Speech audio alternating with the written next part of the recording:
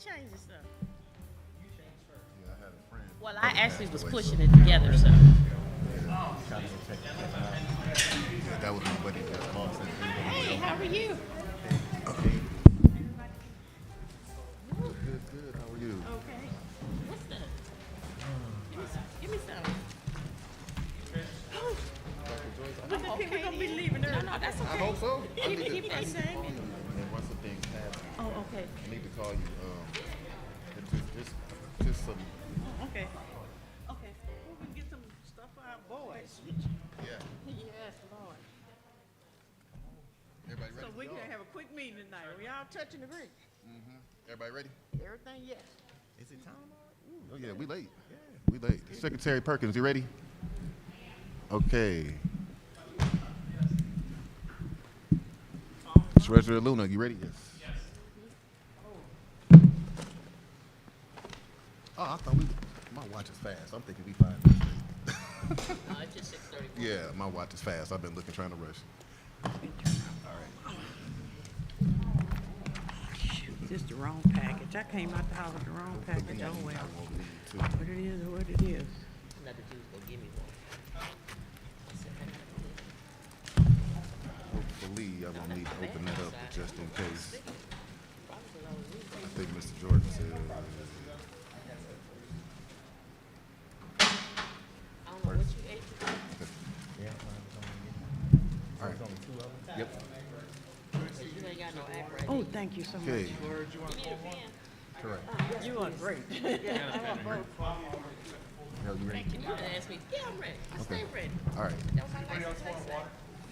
I'm good. Thank Is it cold? Yes. Yes. I do. Thank you. Please and thank you. Okay. I would like to call this Flint Board of Education regular board meeting in order at now it is 6:32 p.m. Board members, as I call your name, please reply present for the record. Excuse me. Treasurer Luna. Present. Trustee Rutherford. Present. Trustee King. Present. Vice President McNeil. Present. Assistant Secretary McIntyre. Present. Secretary Perkins. Present. Myself, President Clark, I am present. Okay, I will now call upon Secretary Perkins to read the district mission statement and first statement in the standards of practice. Thank you. Okay. Introduction, go ahead, In yeah. order to You'll have to. Do the statement. Yeah, oh, it is the mission. Oh, yeah. It is the mission of the Flint School District to develop a community of learners who are prepared to live, work, and contribute in an ever-changing society. Can you say the next? The Flint Board of Education standards of practice in order to provide outstanding leadership and better serve the Flint community schools. We, the members of the Flint Board of Education, commit to the following standards of practice. We will be consistent in our dealings with each other, as well as students and staff and community.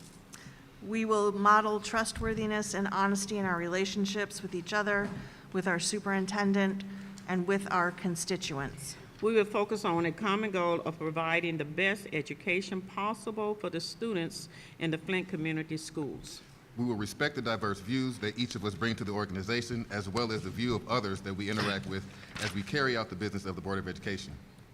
We will be open and authentic with each other, our staff, and community. As we work to make decisions, we will focus on issues, not personality. Our decisions will be student-centered and based on objective facts.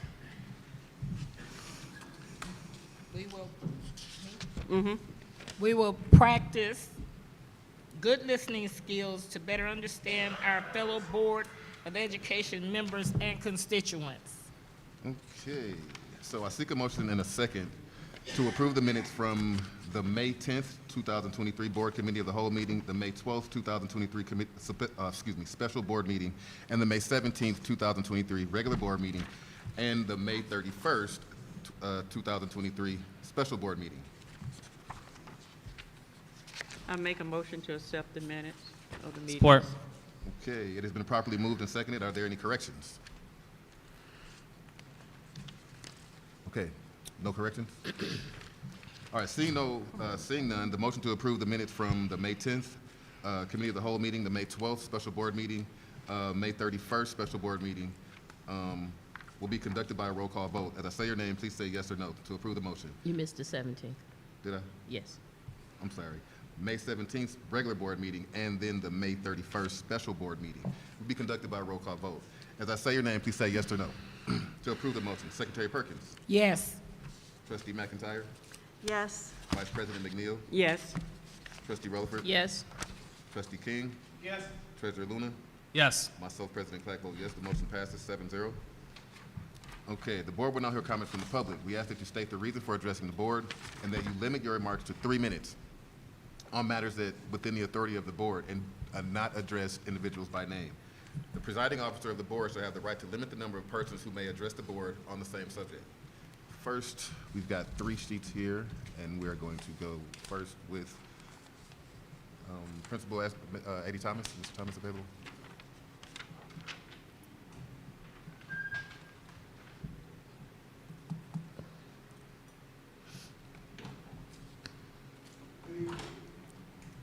Good evening. There it is. Good evening.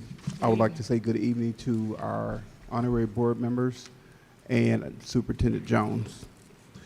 I'm Eddie Thomas, president of the Congress of Flint School Administrators. I come to you tonight because this year Congress negotiated and ratified a 2-year contract that we believe that was in good faith. However, when our members received their individual employment contracts for the 23-24 school year, many were dismayed to discover that once again, our stepped increases were not included. It is our hope that the district honors the terms of our contract and that all members who met the requirements for step increases receive their appropriate contractual wages.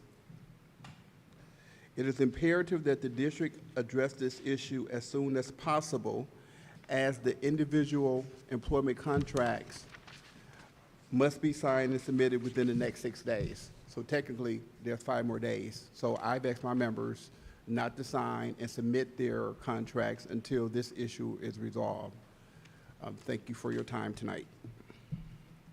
Thank you, Mr. Thomas. Next is Ms. Sarah Shater. I hope I did not butcher your name. If I did, but don't hold it against me. Good evening. My name is Sarah Scheitler. I am the president of the Central Park Neighborhood Association.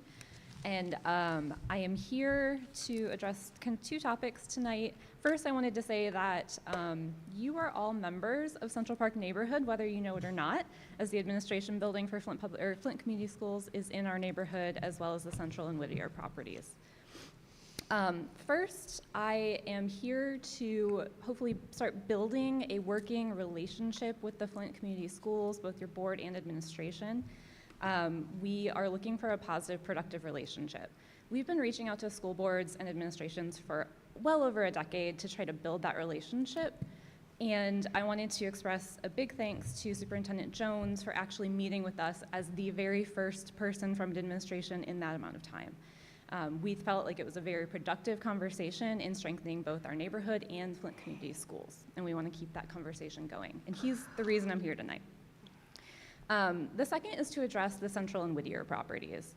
We are very concerned about their current condition, and we are asking the board for a realistic and timely solution to secure those properties and stop the vandalism and arson, scrapping, illegal meetings at night, all sorts of things that are happening at those properties.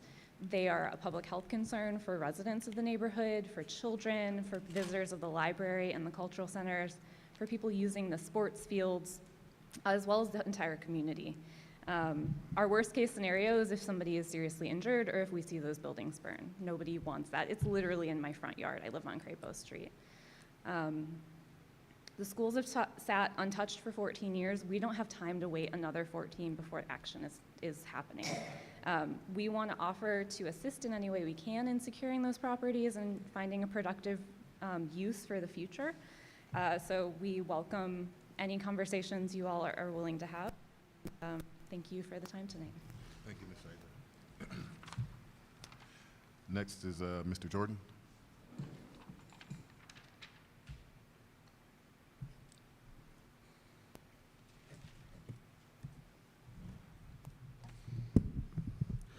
Good evening, board members. Bruce Jordan. I represent the MEA and United Teachers of Flint here with your staff, 5095 Exchange Drive. I want to talk about three main topics tonight: safety, consolidation, and staffing. Over the last few months, we've seen a lot of safety concerns addressed by this board, and we applaud you for taking that initiative and moving that forward. But it still needs to be addressed. There are other things besides classroom and hallways and book bags that have safety issues. You know, having fires in vacant buildings. I believe Bryant had a fire just recently. Break-ins. I believe the young lady just mentioned illegal activity in a lot of the vacant properties. I don't know what it's going to take for movement on this, but y'all got to sell some of this stuff. It is not generational wealth. It is an anchor that is going to sink you. We need you to do what's right. On behalf of the community, the neighbors that are right alongside some of these properties, for the love of Pete, act. The debate is over. You need to do something. So close a building. Pierce, Nethercutt, where are the consolidations of buildings that we need to have take place? The teachers are vying for it. The parents and community know it has to happen. And you can't do it over the summer. So what does that mean? Are you going to push this into the end of next year? Each building you don't close is what? $1 million on the books? You guys have done zero to address your operational deficit since you took office in January. Just let that sink in for a minute. Consolidation I just talked about, but it's time to act. Doyle Ryder ribbon cutting was amazing. Loved it. I wish I could have been there. I was out of town, but I watched the news. I saw the Facebook posts. Capitalize on the momentum you've started. Staffing. We have an arbitration in December about staffing. Nadia Rodriguez filed a grievance because you guys keep hiring people above her that's been frozen, and it's against the contract. Not only is Nadia a part of that, but it looks to appear that you at least have one more that's going to be added based on this personnel recommendation, and a potential 2 more that will be added to that arbitration. I've sent Tim Gardner an update. I've drafted a settlement agreement. I would gather you probably have a number of teachers in the hopper getting ready to be hired that you can't put on step 1. There is no step 0. You cannot hire teachers at or above teachers that have been frozen with similar experience and credentials. So what are you going to do? It's not for these people to decide. It's not for the teacher to decide. It's not for the community to decide. You guys have to decide what you're going to do to move the district forward. And it's time to do that. Thank you, Mr. Jordan. Next is Mr. Clint Byrd.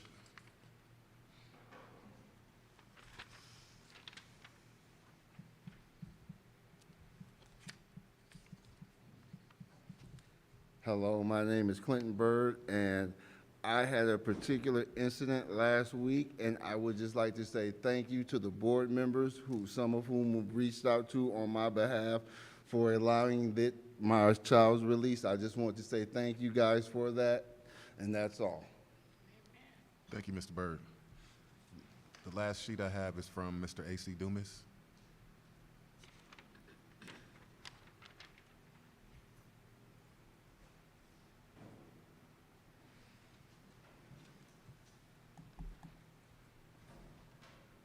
My name is A.C. Dumas, a resident of the city of Flint. First of all, I want to say that on June the 14th, I filed a FOIA with the superintendent, and I sent a CC copy to all the board members. I hope that you all will act upon my FOIA, and some of the information I want is in the FOIA. I can trust the FOIA I filed, and trust me, if the administration does not act within my FOIA request, then there probably will be some issues. And that FOIA was in relationship to Doyle Ryder. And allegedly there were 3 minority contractors, and the FOIA makes it clear what I want. And, you know, I have an issue that they spent all that money on Doyle Ryder, and that's whatever. And I'm trying to see how much money those minority contractors received out of the millions of dollars that's spent with Doyle Ryder. Also, I just want to say that I'm kind of reading my notes.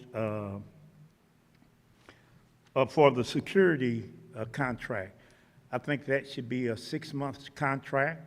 I don't think it should be a year's contract, and it was quite discerning to me when I heard the person from Teach Out said that we've had the contract for years. So you know what that tells me?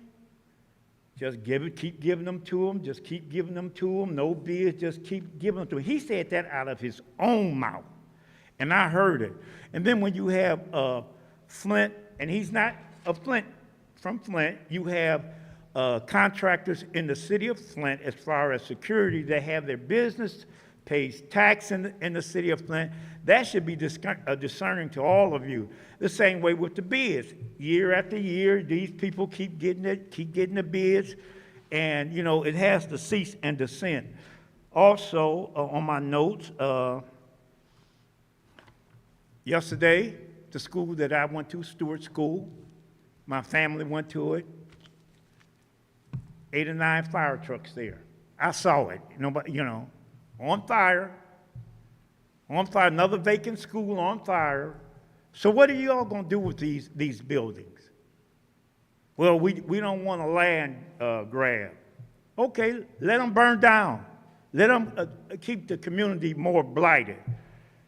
It's an old proverb, and most of y'all know it, the golden rule. How many of y'all know the golden rule? You ain't got to raise your hand. You know what the golden rule is? He that has the gold makes the rules. Y'all believe that? He who has the gold will make the rules. And we're broke as the 10 Commandments. This district is $9 million in debt. We're broke as the 10 Commandments. We need money. We need to get rid of these dilapidated schools. I don't care how you do it. And as I go to my seat, certainly, you know, I hear people getting up there speaking for the community. Speak for yourself. You can't speak for me. Thank you. Thank you, Mr. Dumas. Anyone else? Ms. Rodriguez?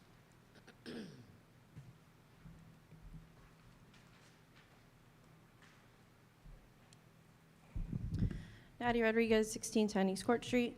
Couple of things I'd like to talk about as far as things that were addressed last week. Food service. One of the things that I would like to say, because I addressed it before the board that came up on your agenda, I'd like to challenge each and every board member and administrator here, whether you're interim or employed. When school starts, I want you to, for 2 weeks, eat breakfast and lunch that the kids eat. I want you to be served by the people who yell at them, who drop things and spill water on their pizza and then yell at them to get out of line and to deal with it. I'd like for all of you to experience that, and then also see how effective you are at whether you're learning or working for the rest of the day. Security, I want to thank you for your attempts to holding the company accountable. It was really nice to hear people feeling like we were actually being advocated for. However, one of the things that I want to make sure that you understand that is very much highlighted to not just your staff, but to the community is the lack of security in our buildings and the way that the students and staff feel. When we come here and you have police presence because adults don't know how to handle themselves, it's very telling on who is the priority. Buildings. You're gonna hear people continue to talk to you about buildings. Stewart's on fire. Bryant's on fire and being broken into. Central's being broken into and set on fire again. How many times? How many times do we have to have this conversation?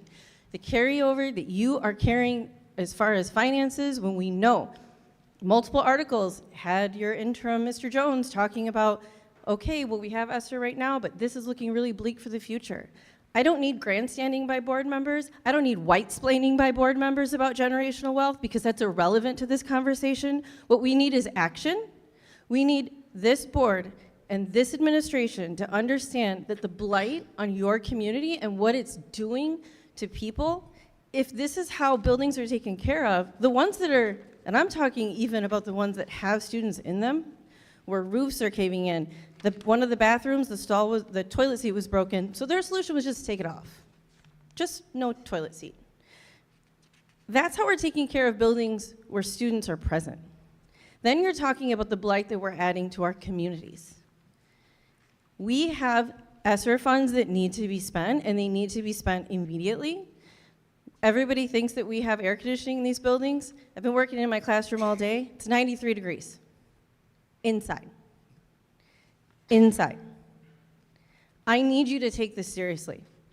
And that means that while this meeting is going on, I find it incredibly insulting, as does the community, that you're posting on Facebook when you should be listening to not only the community, but to each other. Be respectful, please take this job seriously, and do what needs to be done for the community. Thank you. Thank you, Ms. Rodriguez. Ms. Freeman.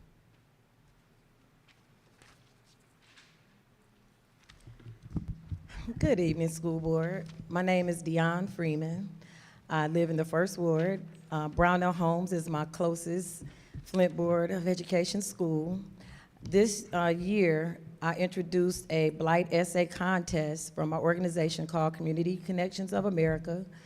The contest was called Facelifts for Flint, Get Blight Out of Sight. I went to all of the elementary schools. I was summiting ages 10 to 14 to write an essay on blight, write how it makes them feel, what do they feel that we can do about it, and however they wanted to express themselves about blight in the community. I had 2 participants. I was hoping for more, but I was blessed and thankful for those 2 because they wrote some wonderful essays. I didn't bring them today, but I will share them with you later. The winners were announced. It's Imari Coleman and Nevaeh LaRose. They both go to Potter Elementary. They're both in 4th grade, and they are in Mrs. Kelly's class. The contest was just a passionate thing that I wanted to do in my heart, so I kind of did it at the last minute at the end of the school year. Next year, I will launch it much sooner so more teachers can get involved and more students can get involved. But because of the interest that those 2 young ladies took, and then once I started visiting the classroom, how all the rest of the students wanted to participate, I would like to, and I'm going to, develop youth blight ambassador clubs. So Potter will be my pilot school to start with, see how it works for a couple months there, maybe meet once or twice a month, and then hopefully create these youth blight ambassador clubs in all of the elementary schools.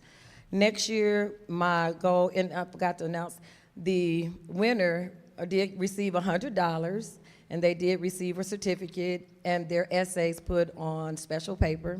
The second runner-up did receive $50, and those awards have been awarded. In addition to their awards, I'm going to be doing cleanups on their streets. They can either pick a cleanup for their street or area in their neighborhood or their neighborhood park. And so coming up this summer, I was hoping to have at least 1 child in every ward. Yet we're gonna start with the 4th ward and see how that works out. We'll do those 2, and then hopefully through the summer, I'll get to engage some more students or some more families or some more organizations that wanna get the children involved in these neighborhood cleanups. So I just wanted to let you all know that. I'll give you more updates on it, and keep doing the job that you're doing, because we need you guys. And you know, forget the naysayers. You all can get the job done, and we as a community can stand up together and provide these children the same future and childhood that I had when I was in school. I tell people we have Woods the Owl, give a hoot, don't pollute. So now we need some type of programming for our children and families on a regular basis that reminds them not to litter. So thank you. Thank you. Thank you, Ms. Freeman. Is there anyone President. else who'd like to address the board? Mr. President, Oh, yes, sir. I'd like to make, can you hear me? Yes. Is my mic on? I'd like to make a motion, and I hate doing this because I like following the order of the agenda, but can we move item I, remarks from individual board members, to right after public comment for today?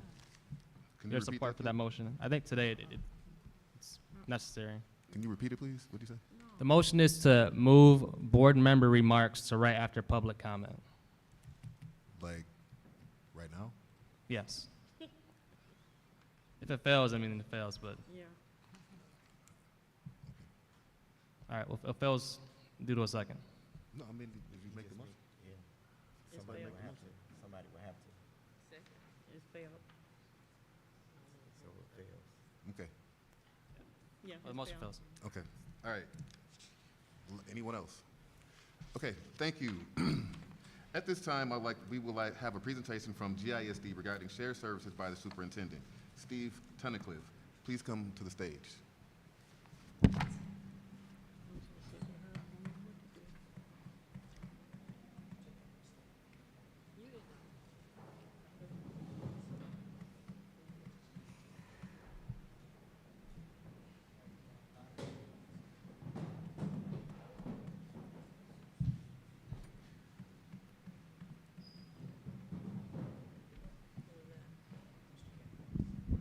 Who is this?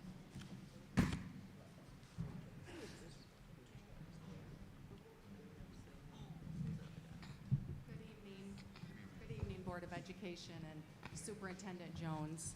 We can't Is hear this you. on? He's gonna turn it up. Okay. Is that better? Yes.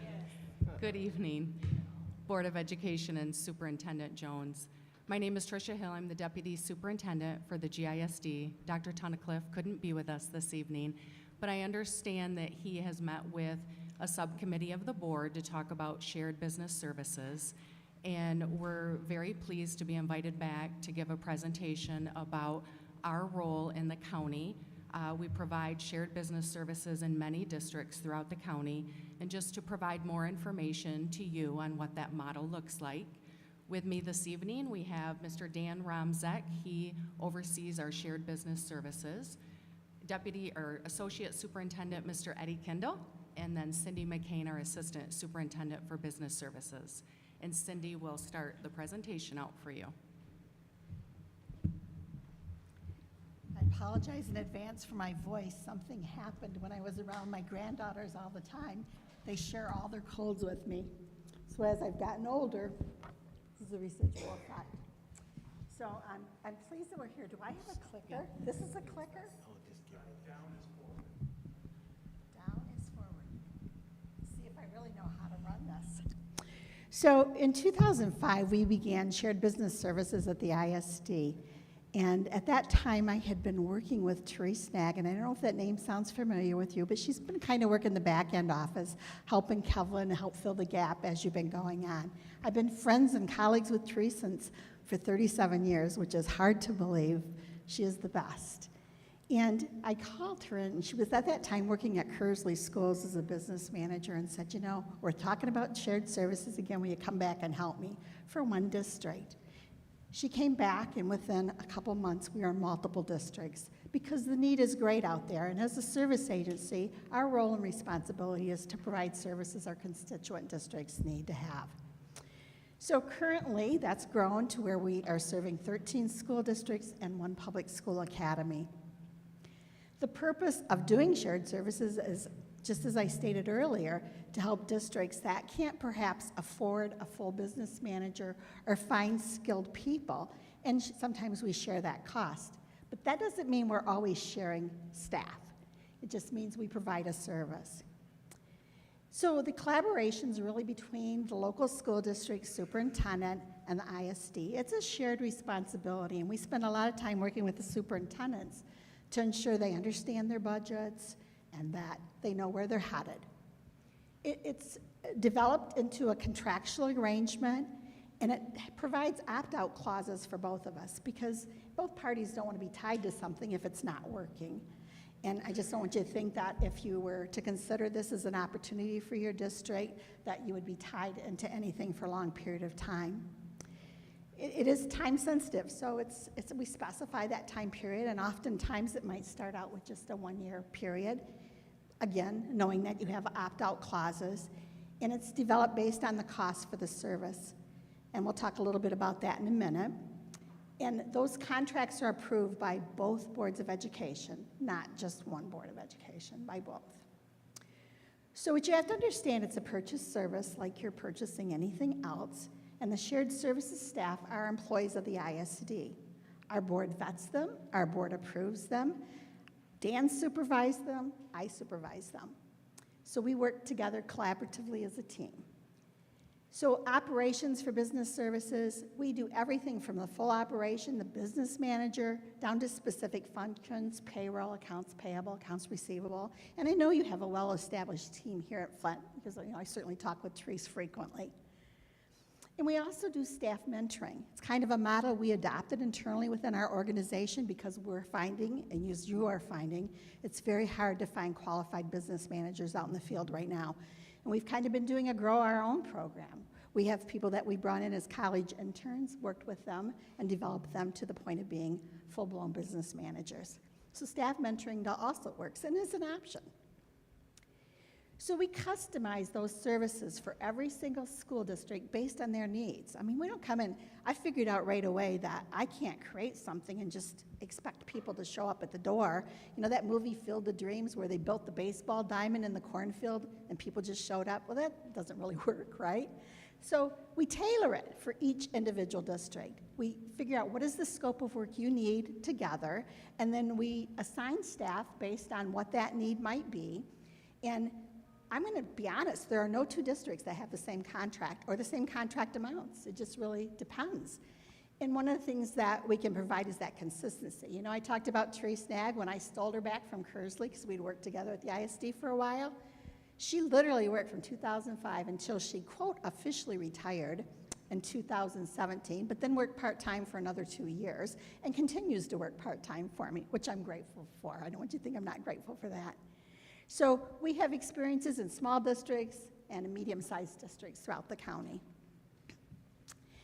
One of the beauties of shared business services is that we can standardize our processes, and we do that, and the procedures. We develop templates that we all share, whether we're in Atherton or we're in Westwood Heights. We're all using the same formats. And we share those files on our shared drives. And the reason we do that is there are often times something can happen that might impede the ability of that business manager to get the work done. They have to have a surgery, or they're on vacation. We have to be able to have access, and as a team, the ISD team and the shared services team, to be able to come in and help move a district forward.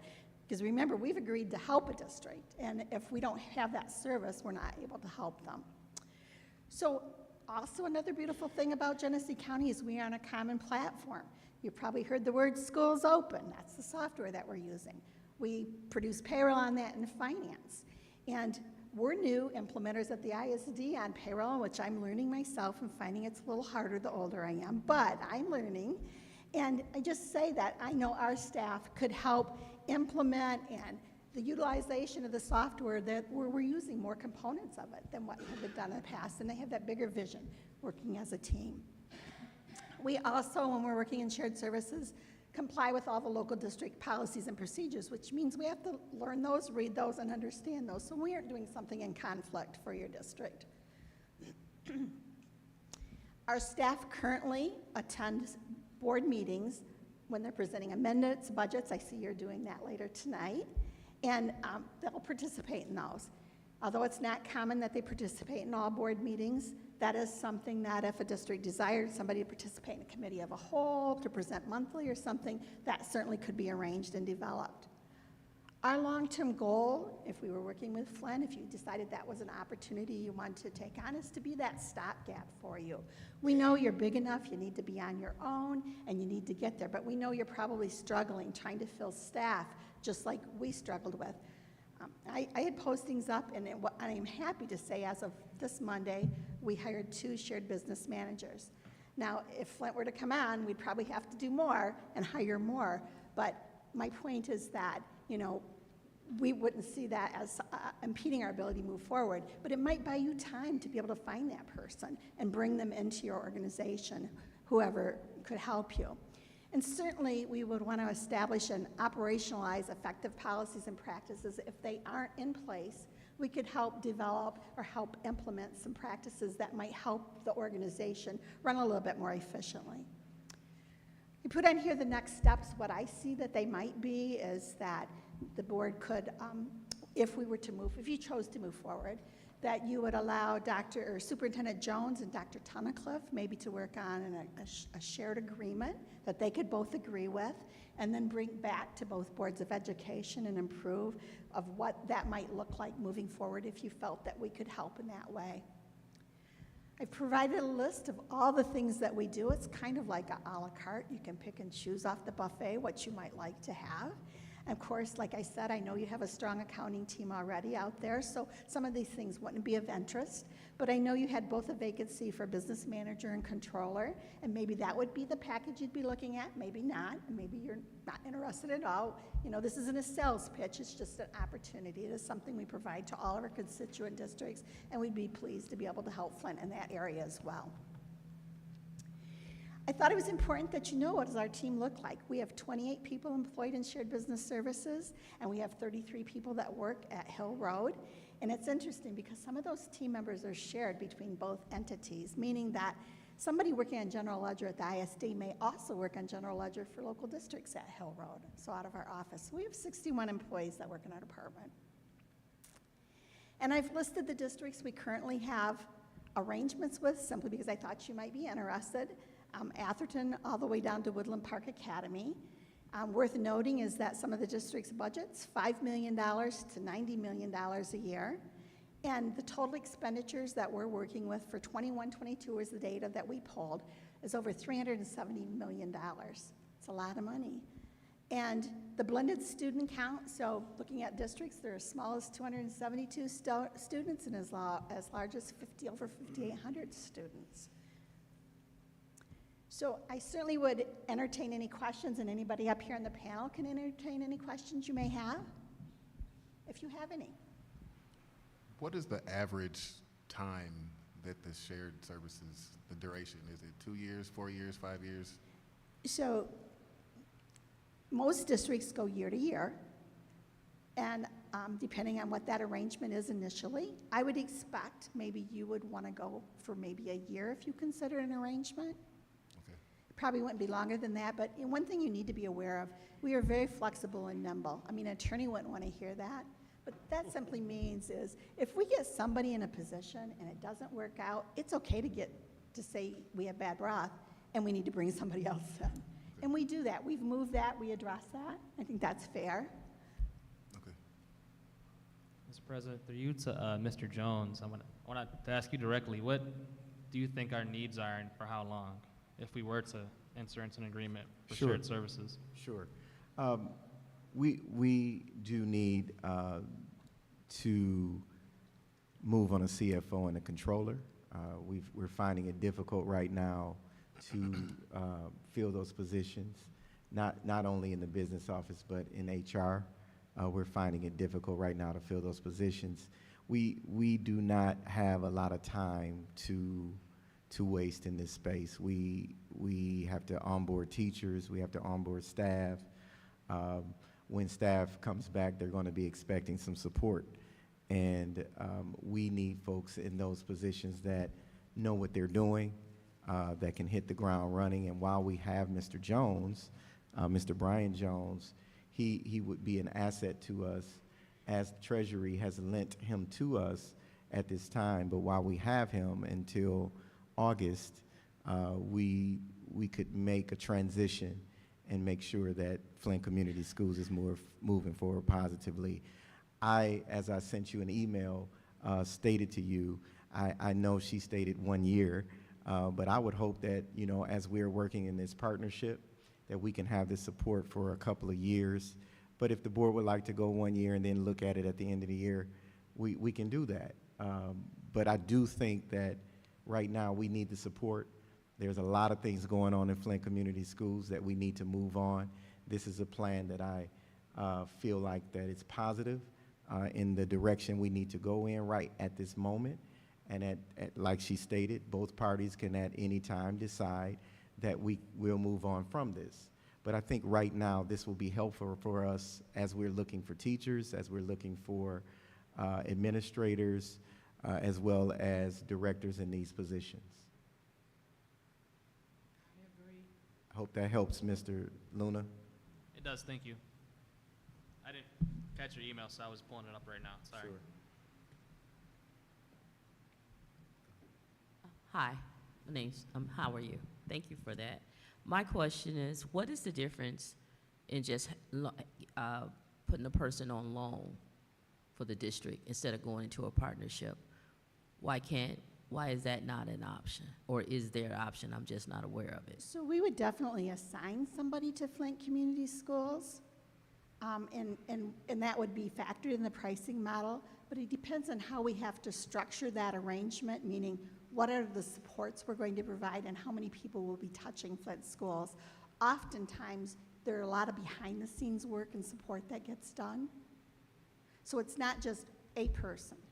I guess my concern is, like I shared in the subcommittee, you'll have someone here working, doing the job, and when they walk out of the door, everything with them walks out of the door. So that's my hesitation on this, because they will be GISD employees, correct? Correct. So therefore, they're here doing the work, and when the time is up, Flint School is still in the same situation. I guess for me, I would need something concrete as to say that the intellect and the progress doesn't suffer a paradigm shift or a reset, if you will. So that's my concern. I certainly can appreciate Okay. that and know that it's important to be able to maintain continuity within your district to operate, and that would never be our intent to leave a district in a stranded position, because that's really what you're describing.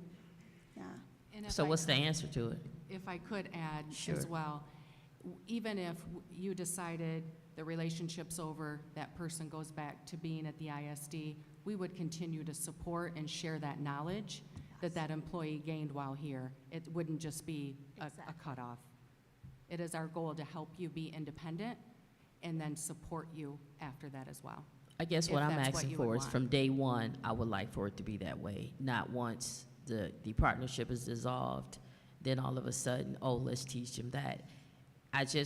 That's just my concern, and no one has been able to answer that for me. And I think that's a legitimate concern, and that's a drawback for me personally.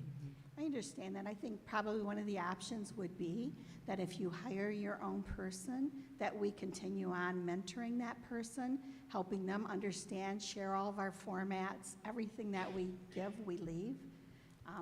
It's not ours to own, it's yours. Correct. And we So- know that. All right, thank you for that. So in the interim time, say we all agree on this partnership, and they identify someone that the district hires. So once we hire someone, the payment towards you all would decrease, Absolutely. but you all would stay on to train the individuals. Everything we do is adjustable, flexible. It's We nothing try like and- hearing it, though. I'm sorry? I just have to hear things, you know, Okay. because I need to hear, so when I hear you say it, then I'll know where we're going. So if that happens, then I'll know that we'll not be double dipping, you know, paying for the partnership, and now we've hired someone, so now we have two going. No, I think you might have costs for both entities, but not at the same level. Do you understand what I'm saying? Oh, I know, I don't want that. Okay. That's why we're having this conversation. I would like in-kind service once we find someone. You don't have to answer right now. Okay, thank you. Okay. Mr. President. Yes, sir. This thing on? No. I can't hear. Test. Nope, it's not on. You want to tell this text? Let's switch. I'm taking your microphone for the night. All right, quick question for you. I know you mentioned that in one of your slides, it says the standard business office processes and procedures. You have templates and shared drives. Let's say through that creation, the superintendent and the whole business staff will have access to this shared drive that we have, that we create for you? So right now, it's really shared drive with the ISD, but there's not any reason we can't create a shared drive in Flint and have access to the same data. Okay. I don't believe in keeping anybody's stuff for our use. It's Yeah. just for the backup, because it's important we work as a team, and we yeah. have the ability to be able to help in the event that we need to step in if something's impeded somebody's ability to perform their work. Yes. I know Mr. Jones had mentioned that he's, getting his staff on the shared drive, right? And I think that'd be a beneficial thing for our district to have continuity because, as I think we all know, board members know, and the community know, we've been through several positions and things have been lost. Yep. Things has been, dropped. You can have a mission and a goal, but then when a person leaves, you don't have nothing. And I think, Mr. Jones, I thank you for, elevating that conversation, having that shared drive, having that functioning document. And seeing this, I really want for us to go into shared service. The reason being is we need consistency in our departments. They've been stop and go, like I've stated. Not to you, but just to the board and the community. This will be an opportunity for us to really home in on some of our processes and procedures that I've constantly been saying, and also allow a seasoned person to, a person that's been doing this for a while with, talents in different ways to, move around the business office or HR office to really help us create processes and procedures for decades to come. Policy-wise, I'm excited for it because I appreciate Mr. Jones, CFO Jones, being here. I'm always asking, okay, what can we do better? How can we help? What policies, what processes and procedures are we concrete? Because I always believe that when one person goes, you always have policies, processes, and procedures there in place that prevents error. I really question, the other question I want to mention, the DOS system. I know we talked about this, and can we get updated? And since we got GISD here, the DOS system that we use, I know. Okay, are you talking about Schools Open? Is that what it is, Mr. Schools Jones? Open is not a DOS system. It was a DOS system. We moved out of that. I remember we Yep. talked. Okay, we You've talked about how moved to old Schools that. Open, and it is a new, improved. It does Okay. lots of things. I'm just learning all of it right now. Okay, so Flint Community Schools has moved. Okay, Yes, we they talked have. about how old the system was. I couldn't wait to see somebody from the ISD talk about that. But yeah, I'm all for shared services. I think this would provide us a concrete base to move Flint schools forward. So I appreciate you coming here and offering, being that collaborative for approach to our district. I think the other thing I should say to answer, is it Melody's question, is that if you so chose to go into a long-term arrangement, that could also be an option. I mean, we would certainly want Flint to be independent. We really want to serve in whatever way we can as a ISD. That's our role. We're a service agency. That's what we do, serve people, serve districts, serve students. Thank you for that. Mr. President, can y'all hear me? Yeah. I don't know what it is tonight, but the mic sounds weird. So can I ask a question to Mr. Jones, the CFO, really quickly?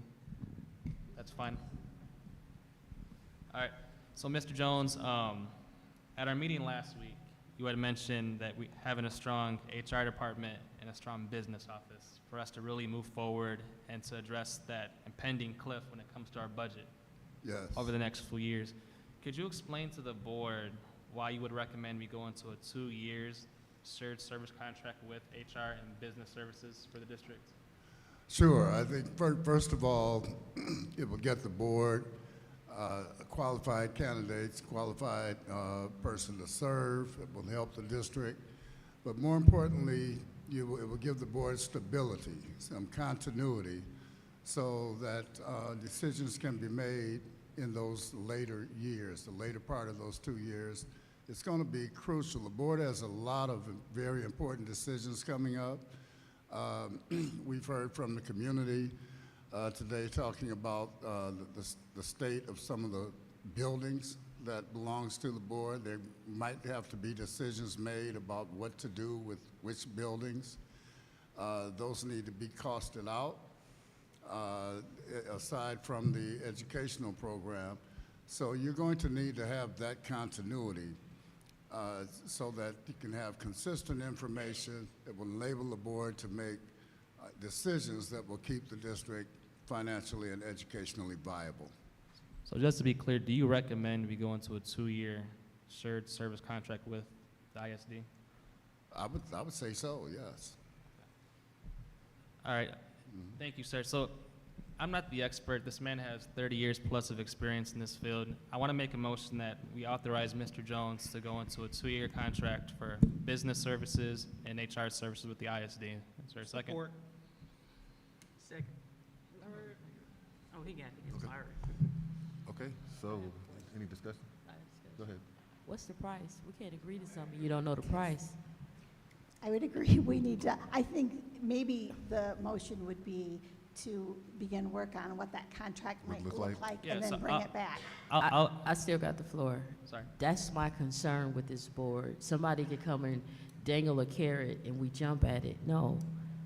Count up the costs. See, will we be better off or behind? We have to pay attention to that. We're responsible for this district, not GISD. So sometimes you just gotta wait and pay attention, and let's have a good conversation with Mr. Jones to my right, because he's a financial person. And if we can't afford it, we gotta figure it out.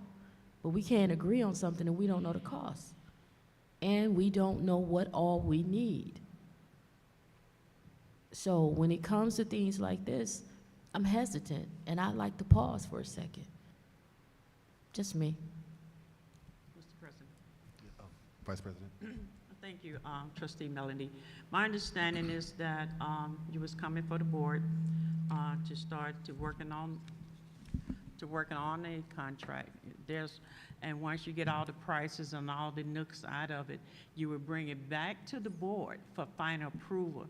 My understanding that this motion, if I'm clear, and what I've been understanding, that this motion is to start the conversation and engagement, what this contract will look like, what the prices look like, and then it comes back to the board for approval once this is done.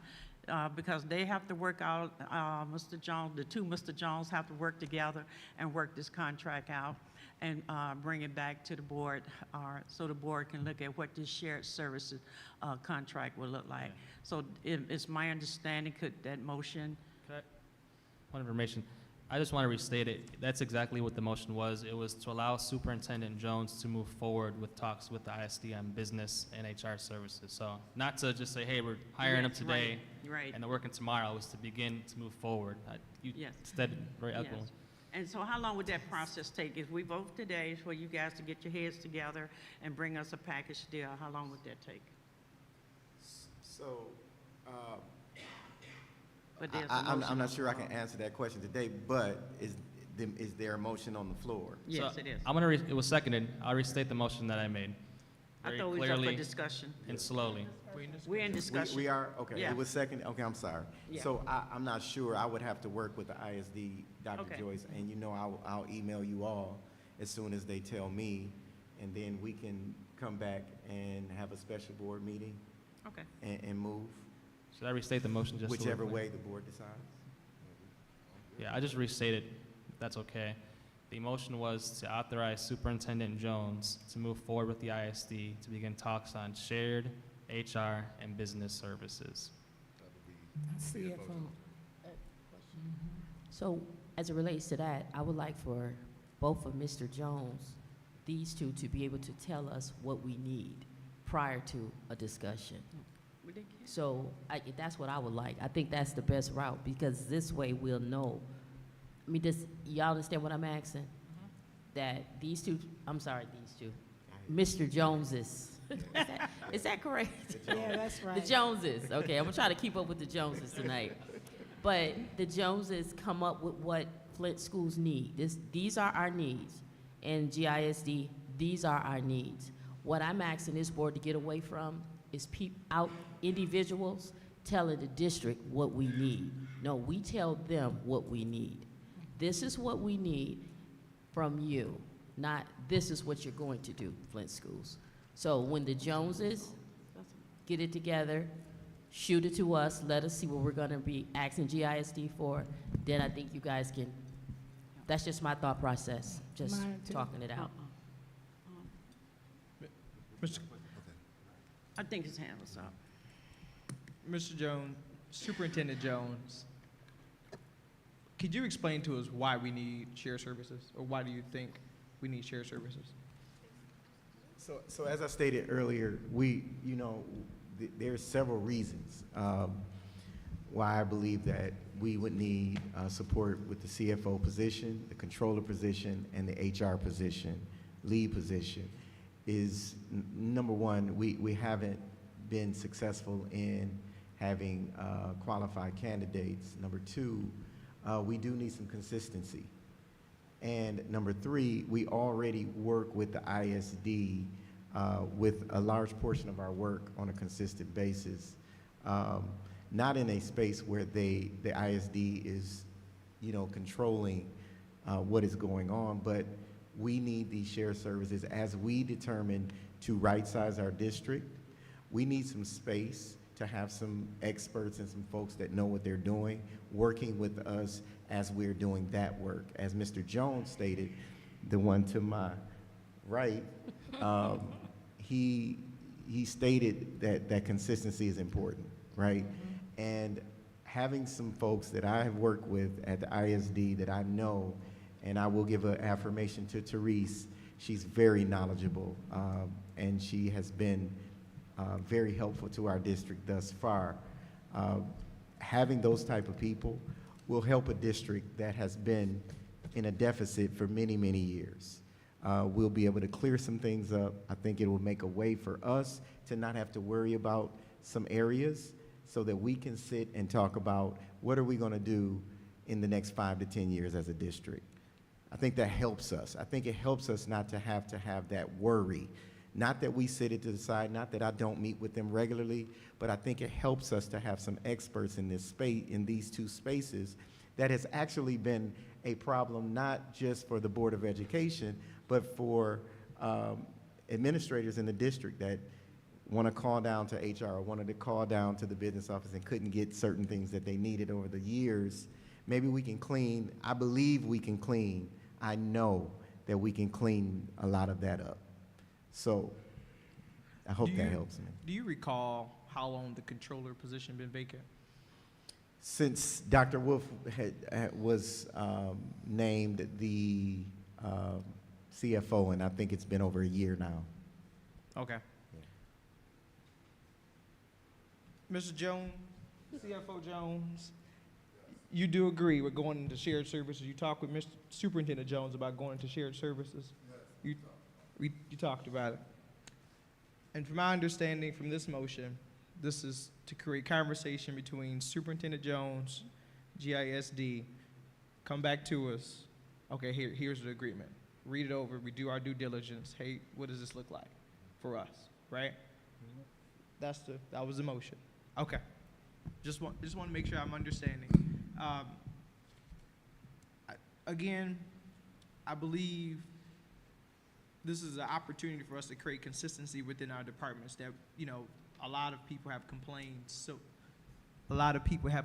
so much about the lack of consistency, the lack of, documents not being there, or, things have been dropped and stopped. This is an opportunity for us to create those systems. With the trusted partner of GISD, we understand that, you all help supervise the employees as well, along with Mr. Superintendent Jones. I just don't see why we can't have the conversation. I think it's time for us to have the conversation, again, to provide stability and consistency with this district. That's what I'm looking for. Thanks, Mr. President. Vice President McNeil. Oh, I just kind of lost my, I think she was next. Oh, That's I'm what- sorry. I'm sorry. I'm sorry. Yeah, I'm sorry. you are calling one area. Yeah, so I'm in favor of it for the simple reason that, like, I always take a structural analysis of where we are as a district and what we have to work with, given what we've got, and the position that we've been put in. So, as I've always stated, this is by design. We're exactly where we're supposed to be according to the way that state laws and the political climate have gone. One thing I'm curious about with Open Story, is it Open Story? School Story. I'm getting this. School Story. Okay. How come GISD was able to get it and Flint Schools wasn't? I mean, like I said, we're at the bottom of the list. So I think I can answer that question. Districts signed up when they wanted to implement, and the ISD was the last implementer because I didn't want to, I wanted all the bugs worked out. Seriously, you actually went on schools open, finance, and payroll before the ISD did. No, I meant like, why doesn't Flint, we don't have it. You do have it. We do, when did we Yes. have it?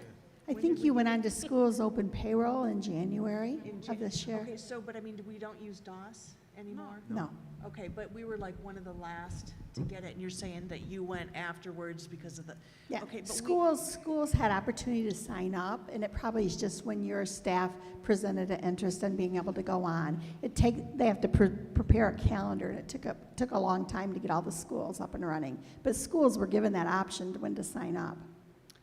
okay, that's not my understanding of like how, at least, and this is another problem, is having consistency and, you know, institutional memory, is that we were told that we did try to sign up for it, we did sign up for it, and that we were consistently thwarted from getting it, and that we were forced to use DOS for longer than we wanted to. And that's my understanding. But anyway, but getting back to the point is that I think that it would be ideal if we had a school district of 15,000, you know, students like that reside in our city, and everything, you know, was in an ideal world, in a utopic society, we would be dealing with like good public education that was supported by the community and not funded through taxpayers, you know, that it would just be funded, right? You know, the way it's supposed to be. But it's not. So given this climate, I think that it makes sense to have shared services, just financially, structurally, economically, organizationally. I mean, I get it. It's yeah, we want to have autonomy, and I'm actually reassured by what you said. And I've been reassured by the actions of GISD in some respects, because the opportunity is there for Flint schools to be taken over, for Flint schools to be dissolved, and I can see that there is a genuine attempt to help us retain public rule or home rule and autonomy. And whether it's gonna happen, I hope so. It's not looking great, but I think this is one of the steps forward. I would welcome your help and your input, because one of the things that Trustee Relaford said was that, well, we don't want, you know, just someone to come in from GISD, work, and then leave, and then we're stuck high and dry. Well, that's exactly what happened without shared services. We had people come in and then they left, and, you know, we're being told that we don't have files, we don't have records, that we don't have this or we don't have that, and we didn't cross-train at all, and that nobody knows how to do anybody else's job, and that's what happened without shared services. So I'm hopeful that if we look into this possibility, we come up with some kind of a menu of shared services that we can agree to with a price, that we can come to something for our district that works, and then have a plan moving forward where eventually, you know, we can get it structurally set up where we have a functional business office, HR department. And at this point, there's another point that I wanted to make, is that I think that we have a very dysfunctional culture in this school district. I mean, I'm just gonna say it. It's very dysfunctional. You know, for decades, we've had to deal with nepotism and cronyism, and I think that shared services might get us past this hump where we could establish a new culture where there's more transparency and openness with the hiring process, with getting standard operating procedures set up, so that it doesn't just keep rolling on as the business as the way that things have always been done. Because we know that you know, like I said, Flint is dysfunctional. There's some stuff that we have to contend with in our past, you know, address it, eliminate it, and then move forward, and then create our new best practices. This is a new era. It's post-COVID. It's, education is a different animal right now. So that's just kind of what I wanted to say. So I would like to move forward with looking into and exploring the shared services, whether it's for a year, 2 years,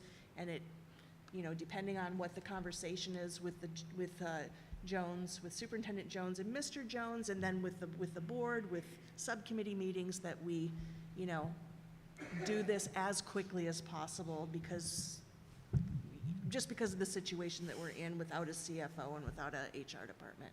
Thank you for your indulgence. Vice President McNeil, Secretary Perkins.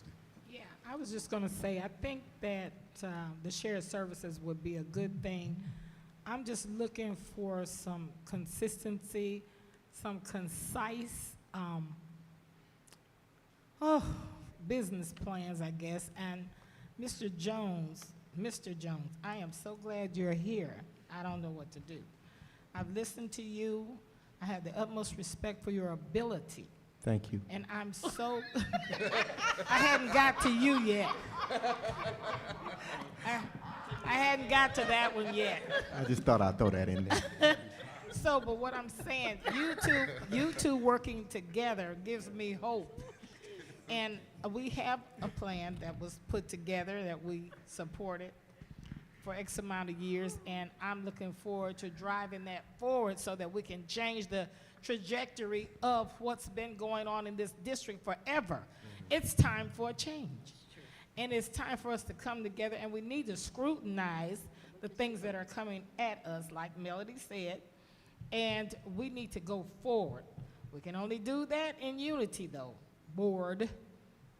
And I'm ready for that to happen. I'm ready. So let's move forward. Okay. Vice President McNeil. Thank you. Thank you for all your comments. I'm kind of like Trustee King sent out a 4-letter word in an email called push. And it kind of struck me like push.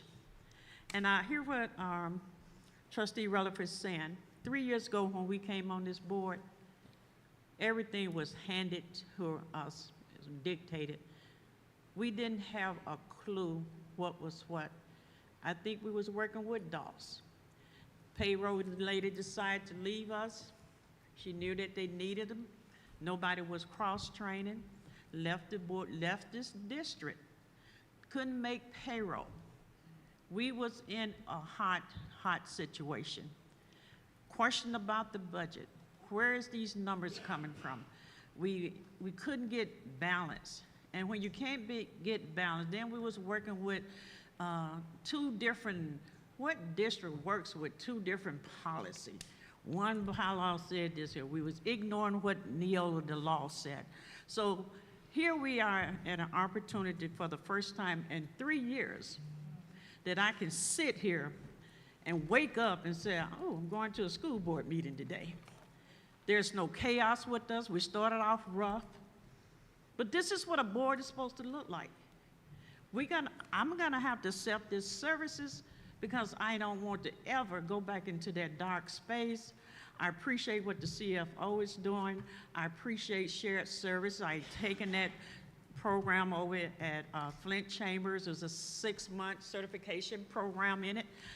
They introduced it 2 or 3 years ago when I was campaigning. They put me in that program called Shared Leadership Services. This is what the country is leading us to. This is a great opportunity for us to take our time to look for the right candidates, be good steward of what we're entrusted into doing. I'm looking forward to see actual dollars. When you have actual dollars, you can make good decisions. I support the shared service on the condition that you guys get together. This is going to take a minute because you got a lot of work to do, working with the superintendent. Bring us back a draft where we all can look at it. You can email it. And it's time to just push. You know, we can't just stop. We just got to keep pushing in the right direction. For the first time that I love the board that I work with because they understand this here process that we're going through. And so I'm going to support it. I hope my colleagues support it. And if it's something we don't like, we know how to come back and say, this is not working, and we're not going down this tube, because we got to do something about these vacant buildings. We got to make some tough decisions, and we're not gonna get along with everybody. But we got to start to move in this district. Been 2 or 3 years we've been talking about these buildings. Hopefully when Plant Moran come back, we can move forward. But right now, you're here to get approval to go into working with Mr. Jones for the shared service. President. And I support that. Yeah, I'll be brief, because I think we've talked about it enough, but I want to remind my colleagues and the public that Trustee McIntyre and Trustee King both sit on the Finance and Operations Subcommittee, where we first review these issues when it comes to budget and shared services, and what should be an hour meeting can be quickly a 2-hour meeting, because they ask very thorough questions when it comes to these matters. So I trust that when it comes to the board, at some point, that these two will have all the questions asked, and if they don't, you all will, because they are very thorough on this information. I think our first meeting this month went about 2.5 hours, and that's okay, because that means a lot of the right questions were asked. So I trust the committee, and I commend them for the hard work they do. Trustee King? Just lift it up. I'd like to quickly add, we're gonna put it on HR subcommittee if we can, because Trustee Relaford and Secretary Perkins asked thorough questions as well, so we have a good time together. So hopefully, I don't know if it can be a joint one, I don't know, we can make it work No. together. Committee as a whole, bring it in as a Committee as a whole, let's keep it going, but yeah, we have a good time together. So yeah, let's do this. Okay, Let's vote. sounds So are good. we still in Push. is there any more I'm getting that discussion? t-shirt, push. Just More point dis- information for me. Yes, ma'am. We're just voting that the two Yes. Joneses have their conversation and our needs, and then, is that what we're doing? Yes, ma'am, that Okay, was let's the go. motion. Do you mind repeating the motion real quick Okay. for everybody? Yeah, so, and I'll say it slowly, I don't want to make confusing motions we vote on. The motion was to authorize Mr. Jones, with the S, to begin conversations with the ISD about shared services as it relates to business and HR. And so that means when we meet, we'll come back to you with numbers. Right. Yep. And then go from there. Yep. The board goes from there. I want more than numbers, Yeah, of course. services needed and numbers. Correct, absolutely. So K Jones and B Jones, that's how we know them, y'all. Yes. There we go. Vice B President? Jones, K Jones. And I would like to add this, maybe just make this as a meeting as a whole where we can have open discussion, something similar to a workshop, because I know we're gonna be going through it, working through it and changing things. More so not just a regular board meeting, because this is kind of like a policy we are putting in place now. This is what you call a shared leadership policy, which would take more on the scale of a workshop. And that way, we can be kind of free and we can just get down to what we're trying to, when that time comes. Okay, is there any more discussion before we roll call vote? Okay, so seeing there's no more discussion, say yes or to approve the motion. Secretary Perkins? Yes. Trustee McIntyre? Yes. Vice President McNeil? Yes. Trustee Relaford? Yes. Trustee King? Yes. Treasurer Luna? Yes. And myself, President Clark, vote yes. Motion passes by a vote of 7-0. Welcome to the partnership. No, not No, yet. no, Not no, yet. you Not go yet. no. Let me, my bad. They know what he Yeah, meant. my bad. Well, I need clarification, Yeah, no. no, let me clear. No. Okay, I'm sorry. Okay, y'all have a good one. Thank you. Have a good So day. much. You have a Thank you for good your day. time. Okay. So now I will ask the Clark Construction to join us on the stage for a discussion of the bidding process. First, you left them chairs there. Oh, no, it's enough, it's 3.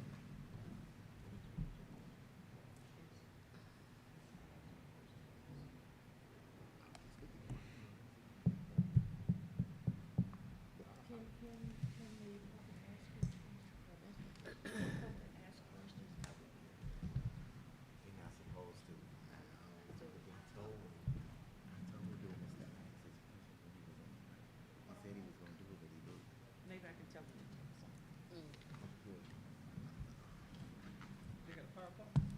Oh,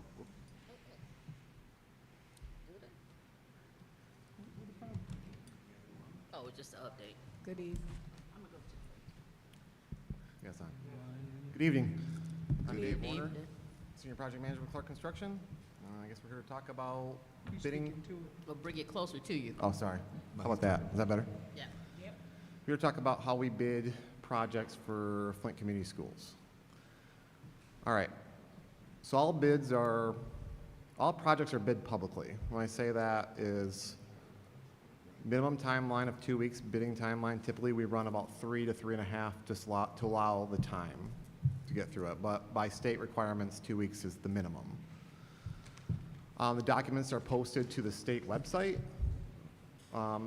So architect will put together drawings, specifications. We will put together a front end in regards to how the contractors are going to proceed through the contract, the schedule, insurance, just all the requirements beyond the technical specifications and the prints. We upload all these we upload the advertisement for bid to the state website. It's on there for at least 2 weeks per state guidelines. All documents are posted and are available to all the building exchanges. We typically run 2 to 3 building exchanges just to get the word out that there's a job that's bidding. We also run an advertisement for bid in your local paper. I believe we use the Flint Journal for this district. That runs for a full cycle per state guidelines. Any questions so far? We also post on our website. Say again? We also post on our website that we're running, have a project out for bidding. Mr. President, if I may. Yes. Where exactly on the website? Do you know how to navigate? Not some say. No, I do not know you the how to exact navigate. location on What's the website. What's the exact location on the website? Which website? I'm sorry, Flint School's website. I said I don't know the exact location on the website. On the school website. About. The tab, about tab. Under the About tab. Bids. Could you put that up there for me? If that's, Mr. Jones, that's okay?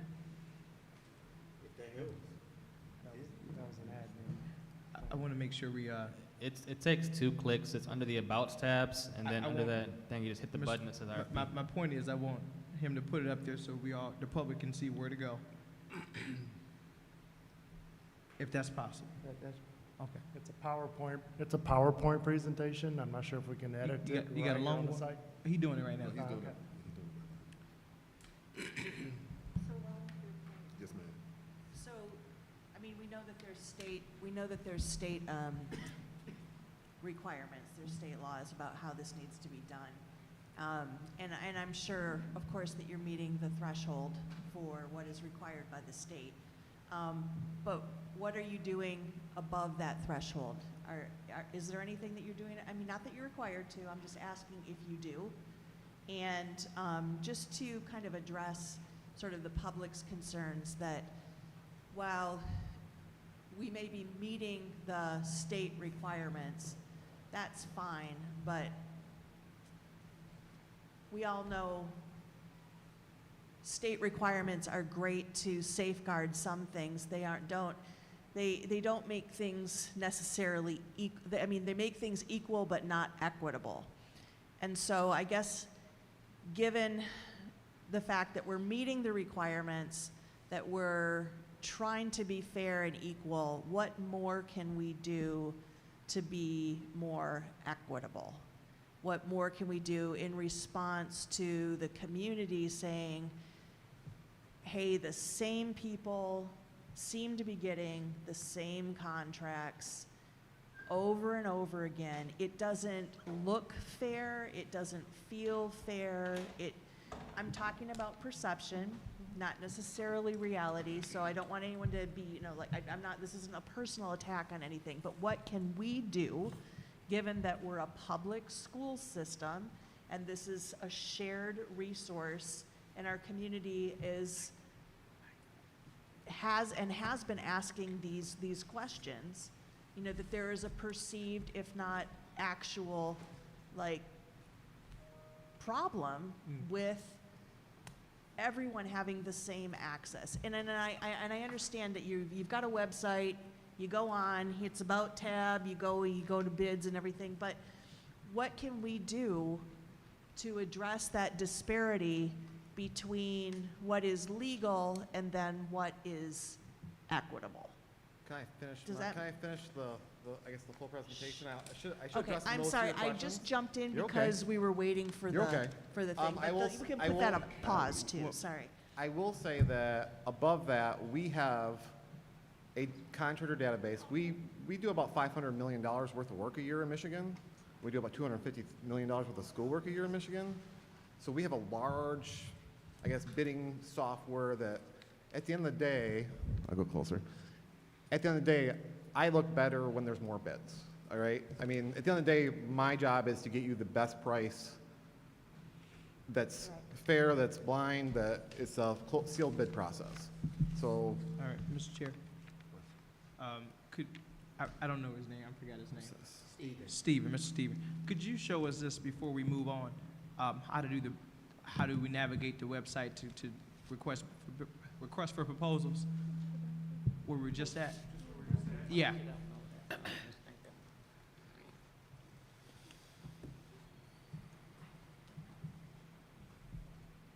This is the homepage, and if you hover above about, Okay. Could, it'll be under bids, yes. could you click that for me? Yes, thank you. So when we go into bids, all right, so they click one, the contractor, potential contractor can click one of those, submit a form? the bottom one, the bottom one. Oh, okay. That's the one that we issued. Okay, So this is our advertisement for bid, which tells them where to send their proposals. Let's scroll down a little bit. It says that we're not accepting email proposals, we're not accepting anything other than a sealed bid, and it's supposed to go to the administration building. We don't handle it. It says where to find the documents, which is on our website, so then they can download the documents, and that is so I can track who downloads it, so I can follow up and say, hey, did you see that addendum? Or we can send out a group message once they register and go in and grab the documents. Now, they can also grab the documents on the billing exchanges. They also post those as well. But ultimately, because the files are so large, we use an FTP site basically to hold the documents there. okay. So we scroll back up if we could, I think it was 2.4. It says bids will be open publicly 1:30 p.m. on July 6th at Flint Community Schools. That's the administration building, right? Correct. All right, so the bids are sealed until then? Yes. And it's publicly open, okay, there's always a public open date Correct. there, okay. Yes. All right, that's all I want to make sure I'm understanding. Yep. And bids are always sealed. Okay, They're always sealed, so We All right. actually open those live. We cut into them and we pull the documents out live, and then we read through them to make sure all the proper paperwork has been filled out. Then they then they give it to me and I read the dollar amount. who's they? So typically what Supervisor happens, Clark. typically what happens is we'll sit with Mr. Henderson. I check for there's a document that document that the board needs in there to read the bid. It's called a familial statement. By law, it has to be there, otherwise I can't read the bid. Familiar statement, you Yeah, said? a familial statement to the board. So it's basically saying, I have a familial, let's say that someone is my long-lost cousin, or I have no familial relationship to anyone. Yeah. They'd state that. That's a state requirement. I have to have it in front, otherwise I put the bid back in, we do not read it. Okay, Because it's not considered, and we're just reading at that point. We're not accepting any bids. We are physically just reading the bids and we can go back to my PowerPoint, but when we bring it to the board as a recommendation with all the contractors, okay. you then approve, you approve the bids. Do we have like a time stamp, like a record keeping of when bids are open? How do we record keep that? Or just open at that time? We open it and we put it, we usually have it public where people can come in, or we have a link live. Link live, okay. Yep. So people can, contractors can log in and listen, so they know where they stand at, where they fell on the. So is the link live, is it email, how is it emailed and distributed for people to see live? It's on you have to go to my advertisement for bid to get it. Where is that at? It was on your website, On my- state website, and Got also you, so Flint it's a Journal. link on there. Yeah. All right, that's all, thank you. Yep. So, let's go. I know, I just, okay. So bids are sealed and received by Flint Community Schools. We do not touch them until literally 5 minutes before we open them. Then we conduct post-bid meetings with parent Lowe's over the next week, week and a half, depending on how long we need. Bidders, we typically require bidders to submit financial to us, bonding letters, safety information for us to review, because we also have to look at financial health of people, right? I don't want to recommend someone to get a contract with you that's going to go out of business in 2 weeks, right? So we give a risk rating, and then we basically present it to the district. As simple as that is, it's going to be a longer conversation. So I now open up to bids. And once again, they're not entering a contract with Clark Construction. They're entering the trade contractors are entering a contract with Flint Community Schools at the end of the day.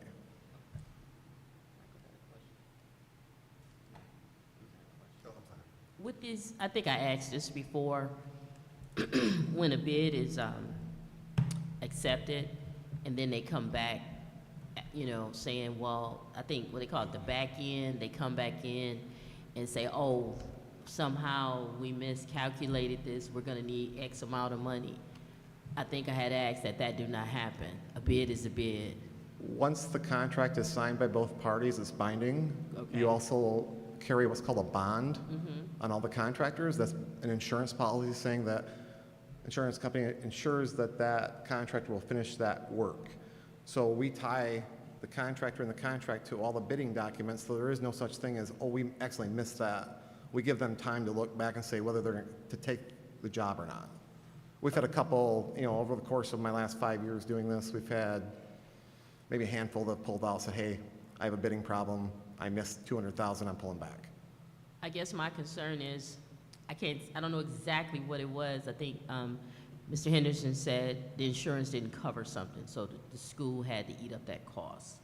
I think it was something at Door Rider with the roofing or something, and the insurance didn't cover it. Mr. Henderson, you understand? You remember what I'm talking about? Drawing a blank right this second. I know we pulled it from. Yeah, it was with the rust, because see, my concern is, and this is just me being frank with Clark, Door Rider was under your control. Anything happened while you guys were touching that building, that's on you all. But then Chris said it wasn't covered, so we had to have a meeting and approve additional costs to cover. There was no scope of work in those contracts for a roof replaced. The roof has already been replaced, so it wasn't part of those contracts. Well, how is it still leaking if it's been replaced? That we has didn't- nothing I guess- to do with you. yeah, we I didn't- withdraw that question. I withdraw. I guess from our standpoint, we didn't touch anything in the roof, so it was a previous contract prior to us coming aboard. Okay, okay, If- okay, okay. I'm good, thank you. Any other questions, board members? I have a question, but I assume it might come up later in the meeting, or later in the presentation, so I'll hold it to the end.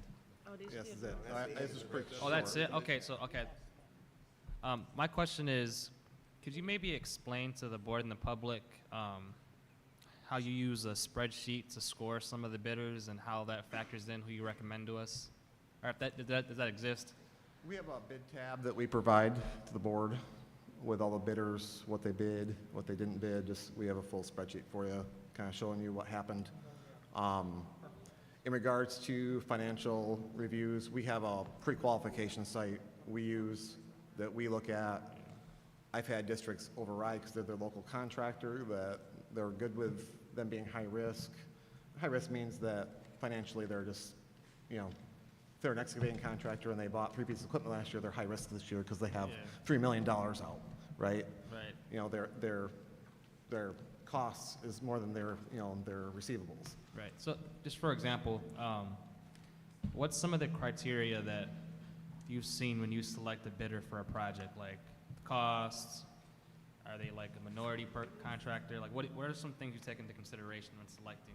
Low responsible bid. And what does that mean? It means they can bond it, they can insure it, and they're going to do the work that was called out in the drawings, that they're not going to try to renegotiate it after we give them a contract. All right. Makes sense to me, thank you.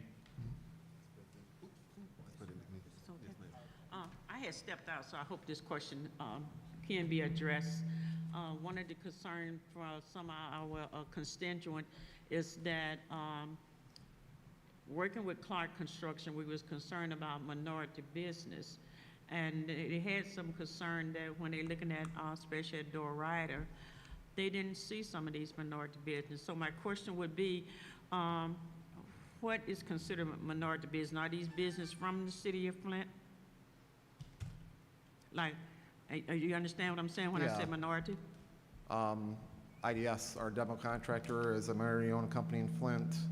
What's the name of it? IDS, Industrial Demolition Services, Oh, okay. You know off the top of my head. that? Okay. They did all the demo at Doyle Ryder. But ultimately, it's low qualified bid. I guess I have a treasury person in the room. That's the only thing that we look at the end of the day. So even if it come to like, we know that in the midst, CSM will not be able to do a whole lot of work as janitorial services. Do you do bid for those if you need janitor? So we got many minority business here in Flint that does janitorial work. So do you bid for stuff like that, or you have another resource? Typically with those, because they're under the bid threshold, we'll look for, like final cleaning is an example. Sometimes because it's lower than $26,000, we'll get 3 or 4 bids from local area people. Otherwise, we take it full out to bid. So you do put those type of bids out there? This very rarely very small stuff that would be, how do I say it, cost and effective to bond it. You know, when you talk about a $5,000 contract, to bond a cleaner to clean floors in your building, and sometimes CSM would do it just from district standpoint. We would involve them, but I guess that's the only thing is when the general cleanup happens is we either pick or we can take it out to bid, whichever you'd like. But all other trade contractors are out to bid. Because it's more of a service, I guess would say. Do you know, I'm sorry, is it possible for you, if you can't answer this today, that's fine, but do you know a roundabout number of, you know, what we have contracted with minority companies? Not very, there hasn't been very many that have won. I think it's only probably there's 3, maybe 4. I have to look back at it all. We sent out the bid for Doyle Ryder to 300 contractors within a 80-mile radius of this place. So, I mean, everyone got it. Everyone that is, I mean, it's in the paper, it's on the state bidding site that everyone goes to. So it's on every exchange. I mean, we put on every exchange picks up everything I put out. So at the end of the day, if I don't know how else to, let people know that it's there. We make phone calls. It's a 3-week process. So we're making as many phone calls as we can. We send it on our site. We have it on multiple other sites. So. Okay, with that said, so if there's folks in the public that know companies that you would like to be considered, I think with what was just stated by Clark Construction, then you might want to send that information into Flint Community Schools. We'll give it to Clark Construction, and then Clark Construction will take it from there with making sure those minority companies know what it is that's out for bid, because that's what you just stated, right? Yep, and one more thing, if they go to if they go to my website, if they register, and they accept getting information, they're gonna get it anyways. So if they go to the Clark website, if they register, they'll receive it anyway? Yes. Okay, so what is the website? Can you say it in the microphone? Yep, it's www.clarkccbids.com. I'd like to add to that. I think that the public could also, Chris, sorry to give you more work, or they can give it to Pam, just drop off their business card at the administration office. That way we could collect them and have them on file. So when something comes up, we could just submit that, and and it's up to them. You'll have it, and they'll know they dropped it off. And I think we could actually create a email for those that do their due diligence to come down to the to the administration building to drop off their card. We can create a listing of those who bought it, and that way we know we have it. You know, whether a bid is going forth or not, if you have a company, you have a business, come and drop your card off, and we'll add it to the list. I think that's fair. And, Okay. and truthfully, when we're not bidding is the time to register because we can work through all the pre-qualifying stuff versus doing it in the 3 weeks when we're bidding. That makes So, sense. you know, to have that conversation early, I would love to get 150 bids every time I bid. But unfortunately, our market is so busy right now that we're you know, unfortunately, we're making a lot of phone calls to get what we get. That makes sense. You know, so the more competition, the better. Like I said, we put out the documents. I'm just simply grabbing information and presenting it to you. Okay.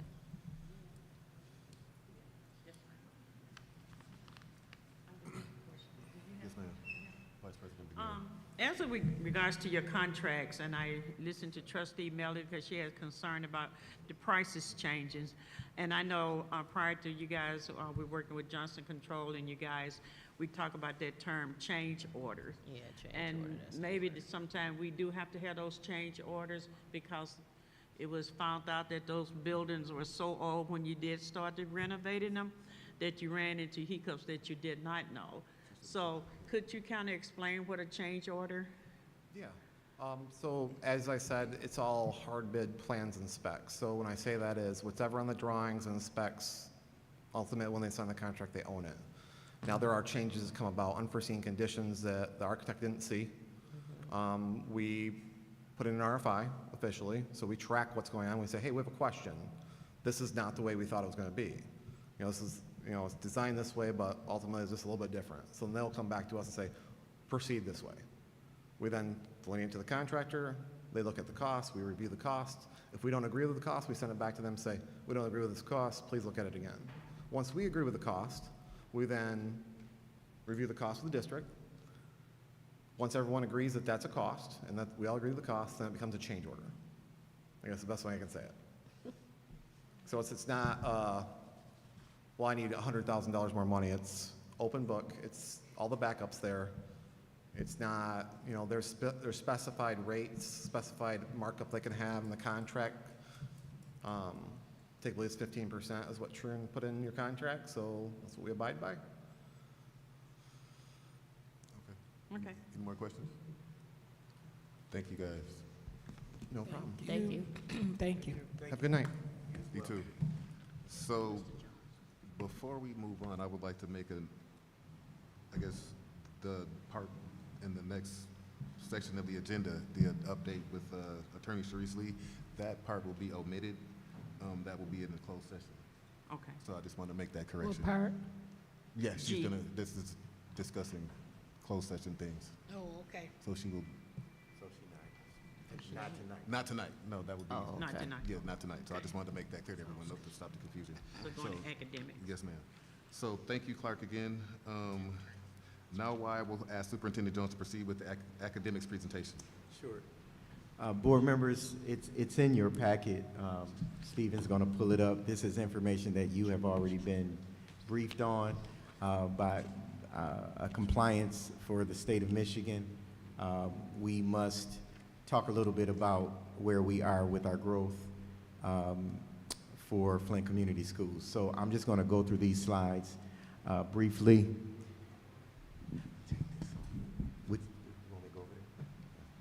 Put you on the seat. No, okay. So we have our completion rates for spring 2023 NWEA. And what this is showing you how many of our scholars had completed the NWEA testing, all right? And so why is this important?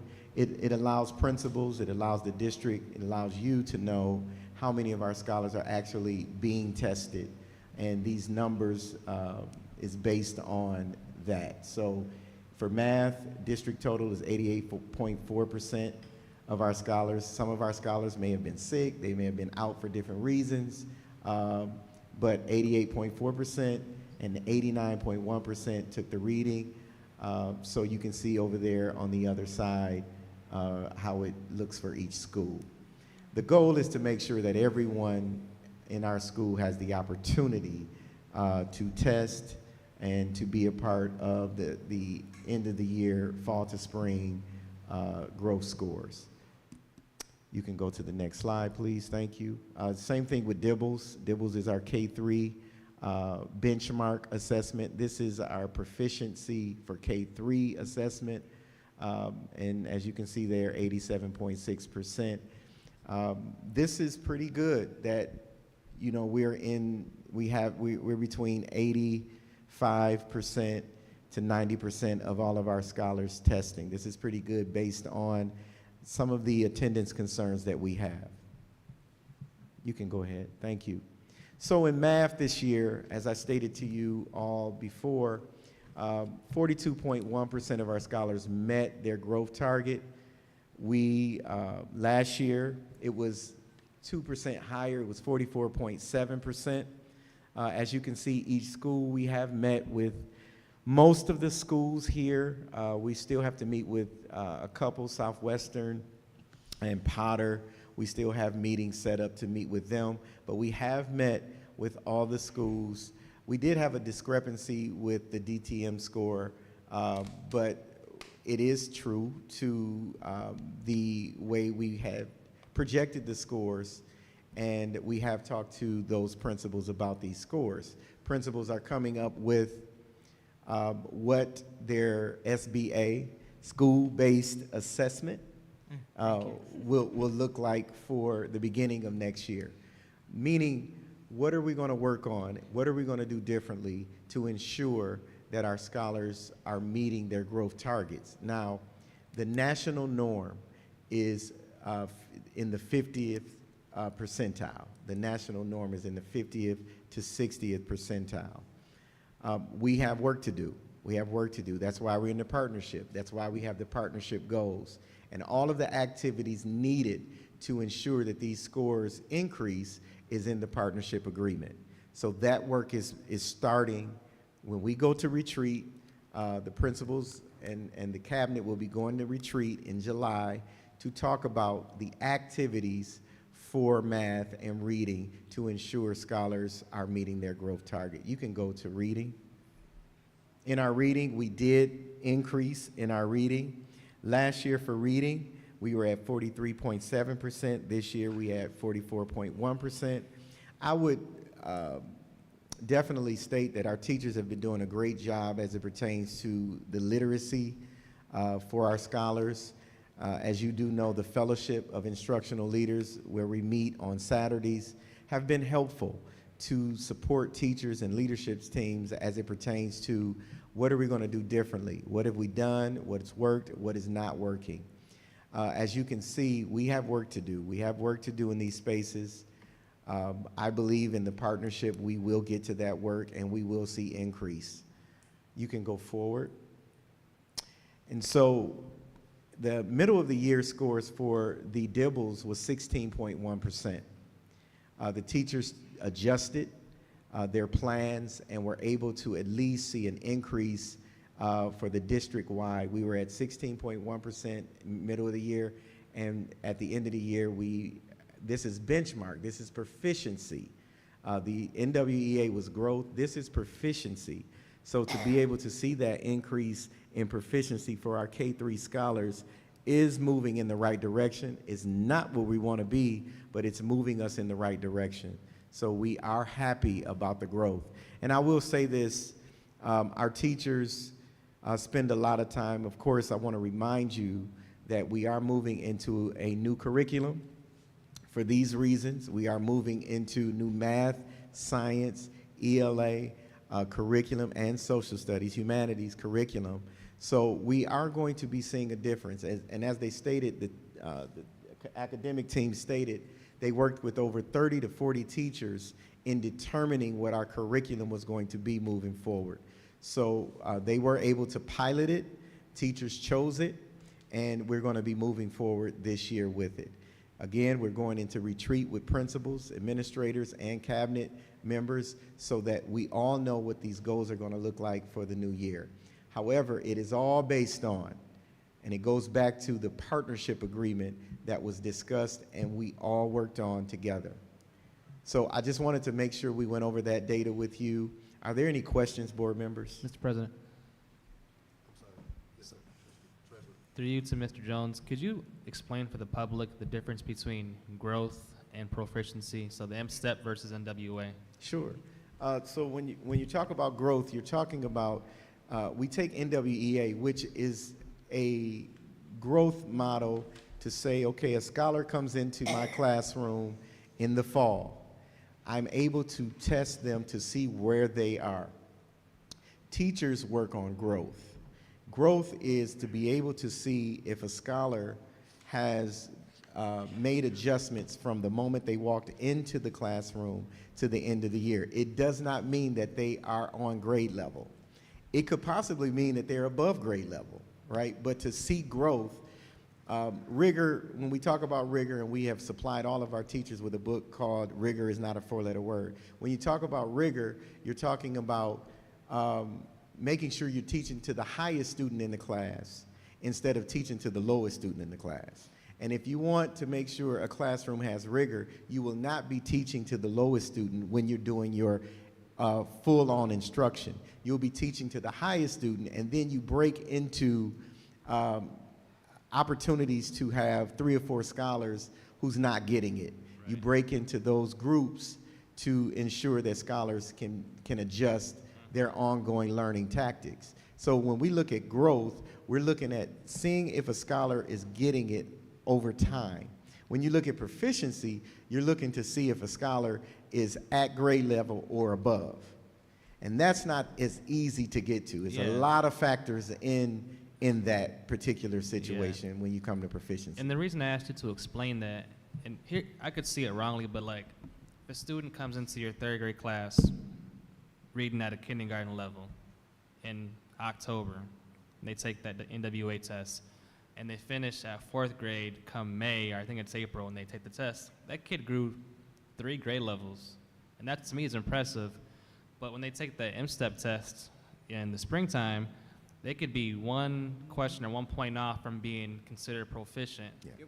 And they're not considered proficient, even though they grew 3 grade levels. And when you think about the whole child, you think about all the circumstances around a child, you can't grade a teacher and evaluate a teacher based on, did you bring this child to grade level since they've been with you? What about the year before that scholar came to that teacher, right, and did not have what they needed, or the fact that their attendance is low because they're dealing with home situations? There's a lot of factors that go into that.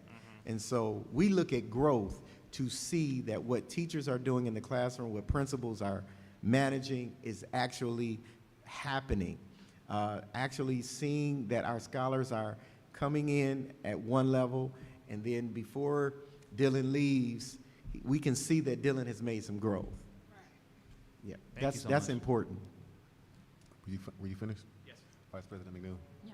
Mr. Jones, as we talk about growth, and I spoke with you on several occasions, I've been kind of blowing the horn for the last couple of years. K through 2nd is the challenge for our teachers. If we can some way focus on K through 2nd, which prepare children to be ready to learn when they get to 3rd grade.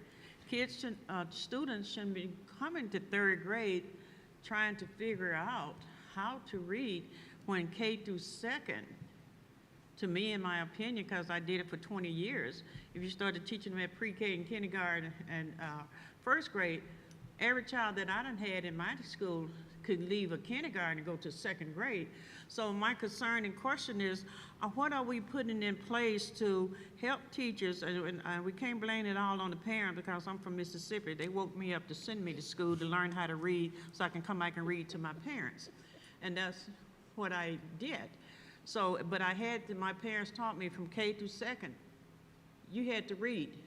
So what are we doing to ensure to help our students from K to 2nd to meet these goals? Because if we don't get them at K to 2nd, it's cruel to a child. It's punishing a child that they get to the 3rd grade and find out they don't know basic phonics, they don't know basic words. So if you can share some input on your plan. It's the direct instruction that makes the biggest difference. We have the model, You know, our model in Flint Community Schools is pretty good. It's the direct instruction, it's the SSTs, it's the paraprofessionals supporting the work that the teachers are doing every day that is really going to make the difference. And as you can see in reading, you're seeing that growth happen. Yeah. Now, all the other factors that folks don't really pay attention to they matter. Have the child eaten, right? Is the child dealing with a McKenty-Vento situation, homeless situation? All of those things and factors do matter in the education of our scholars. Yeah. So I would say that we have a robust literacy program, and the new curriculum that's coming in that the teachers have chosen will support that work, Dr. Joyce, and we should see growth. Okay. It's the demand from the board that we see growth, and we will see growth. All right. Thank you. Trustee Rutherford, go ahead. Trustee Rutherford. I don't have, believe it or not, I don't have nothing to say. Oh, you moved. Oh, no. Just Trustee take the King. mic from it right now. I'm joking. There you go. I mean, now that y'all insist, We don't. the academic committee that has formed is exceptional. Yes. So y'all won't be hearing from me too much, but just to clap for them. I'm just saying, because they just that tough. They are great, yes. Hey, Mr. Jones, when we go back to slide, 1 second, I had it up. It's almost 9 o'clock. Sorry. DTM had a score of 68, I think it's the Dibble's completion rate, 68.49. And other schools That should have been their NWEA. That was, Oh. wait, Where we at? Where you at? The Dibbles? Yeah. Okay. yeah, dip in the year. So everyone else is like high. What are we Oh, good point. planning to do there? It's a ditto conversation from what I said with Dr. Joyce. Okay. I know we're looking at one school, but you got to understand when you talk about these numbers, like last year, DTM had higher numbers, right? So there's a lot of factors that go into whether or not we can pinpoint in 1 year what happened. You can't pinpoint and take one snapshot of 1 year and say what happened. There's several things that we can look at to determine whether these scores, right, is an anomaly, right, or this is something that is an ongoing problem. So Now, would you saying is, okay, this 1 year is this one time, but let's say over 3 period of time it if stays we see this again next year, you know, we already work with the Right. principal, we already talked, right? Okay. So if we see this again next year, if we run in our numbers and we saying, okay, oh, there's a decline happening, then the question becomes in those leadership meetings with the teachers and the meetings that the principal has with the teachers, okay, what's going wrong? Okay. Where our issues are. But you never can take, you know, one situation and say, uh-oh, you know, we look at it, we try to figure out what happened, but we won't, I mean, my things alarm is not up Right. when it comes to DTM as it pertains to this one score. 100%. So, Yeah, I hope that helps. I want to be able to, something I think I'll look into is when you come back from a retreat, how can we help support scholars outside of instruction, right? The direct instruction, that you know, the regular time frame, but how can we help support the outside instruction time? I don't know what that will, I mean, more active school activities, like what can we give parents more opportunities to make sure my child is reading? Or that's the board launching a reading campaign. We go to one school and we, you know, rotating reading to our scholars and, you know, emphasize the importance of reading. Whether it's something like that, but how can we boost up the reading portion? Because as we know, the third grade reading level statewide is a problem. But like, how can Flint schools, with our special circumstance that we have, I mean, the principals, the teachers that's going to be in that work, I would like to hear like, okay, hey, just report, hey, this is what we probably can do. I would say that the board is, the work that you're doing right now is helping us. Okay. Freeing up, as you all know, when you have folks at your subcommittee meetings, they say, approve the items. Because those items that they are working, researching, those items are helping. And, Okay. and we should see, that's the whole goal of this, we should see change academically. And when we don't have to worry about the financial pieces or the HR pieces or all of those other pieces, and we can work smooth in those areas, we as a team, the board and the superintendent, can work harder in the academic space. Got you. Okay, thank you, Mr. Jones. Anybody else have any questions? I do have one question, and this is just not for Mr. Jones, this is for anyone that's on the academic subcommittee. I was asked a question by a member in the community about the social studies aspect in the new curriculum. Is there a civics portion class in that? Civics, civics is a mandated responsibility for 1 credit. We have to have civics. Okay, all right. I want to add to that, Delanne, that her name? I don't want to say her name wrong. Delanne Smith. Delanne Smith, she spoke specifically to that. Yeah. And she just stressed that it's what everyone wants, it's what's needed, and everyone's ready to go. Okay, thank you. Okay. Okay, any more? Okay, so let's get. New business? Yep, so I will, New business. where are we? Okay, so I will now call upon Trustee King to present human resource action items to the board. Oh, I was gonna say what I do. One second. I didn't get a packet. Yeah, I mean, what do you, I'm supposed to chair this? It's not committee of the whole, is it? Yeah, we just approving it, yeah. Yes, Oh, well. the motion to approve it. I seek the motion for, that we approve, personnel recommendations 1.8. Are we batching? If we can batch them, I would love to see that. Yeah. I would definitely. I make a love motion that we batch 1.8, 1.9. Second. that. Okay, any discussion? Nope. No discussion? You got discussion? Oh, okay. Okay, I'm sorry. All right, see, no discussion, the motion to approve or to batch resolution 1.8 and 1.9. Personnel recommendations, and what is 1.9? Authorization to extend staffing services with teacher, Total Education Solutions. Support. Okay, all right. Will be conducted by a roll call vote. As I say your name, please say yes or no to approve the motion. Treasurer Luna? To batch. To batch, I'm sorry, I apologize, to batch. Yes. Okay. Trustee Rutherford? Yes. Trustee King? Yes. Vice President McNeil? Yes. Trustee McIntyre? Yes. Secretary Perkins? Yes. And myself, President Clark, I vote yes. So the motion passes by a vote of 7-0. So now we'll vote to approve 1.8 and 1.9. I'm trying, man. So we will conduct this by a roll call vote. As I say your name, please say yes or no to approve the motion. So Secretary Perkins? Yes. Okay. Trustee McIntyre? Yes. Vice President McNeil? Yes. Trustee King? Yes. Trustee Rutherford? Yes. Treasurer Luna? Yes. Myself, President Clark, I vote yes. The motion passes 7-0. Okay, so now we'll move on past 1.9. I see, okay, it's Mr. Jones, I'm sorry. I see, okay, so what is the pleasure of the board? Mr. President, Yes, as I mentioned, as I mentioned earlier, I feel strongly that the subcommittee vetted action items 11.28, 11.3 through 11.36 thoroughly at our FinApp subcommittee meeting a few weeks ago. And when we had met last week for the COW meeting, I thought the whole board had a lot of good questions, and it made sense to me. I won't make the motion, but I think it makes sense to batch 11.28 through 11.36 to my colleagues. No, he said he didn't make the motion. Oh, he didn't make the motion. I didn't. I mean, I can. Well, go ahead. You want Okay. me to make it? All right, No, so you I can motion, Go. I motion that we batch items 11.28 through 11.36. Support. Okay, support. All right, is there any discussion? Yes, ma'am.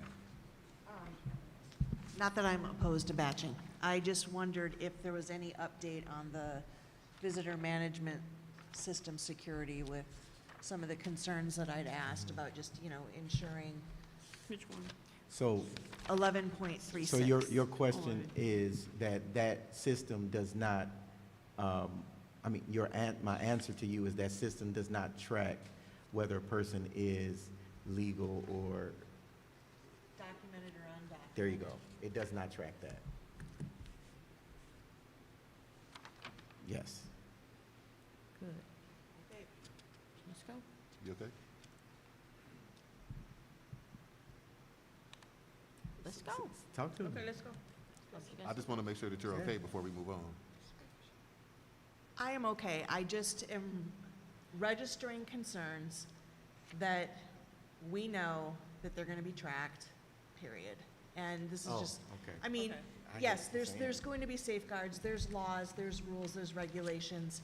I just wanna make sure that we're mindful of our communities, especially the undocumented communities, and just, to make sure that we do not just what we're required to do, but above and beyond, not only to protect the security, but also to reassure our community that we're not, on the school to prison pipeline wavelength, or that we're unmindful of undocumented families and community members, because that's, So our That's a goal concern. is the safety of the children. Yeah. Our goal is not to, our goal isn't to get involved in matters that doesn't have anything to do with safety. well, safety, like that you and your family aren't gonna get picked up by ICE and taken off because you're entered into some kind of management system. Right. I think Safety- that's a safety issue for families. I hear what you're saying, Yeah. but we're focused on not making, let me just say it, I don't want pedophiles around children. Folks that should not be around children, we do not want them around our children. Right, but I don't want Border Patrol using our security system to target our community I hear you. and our families and our scholars, so. Mr. President, Were you? Yeah.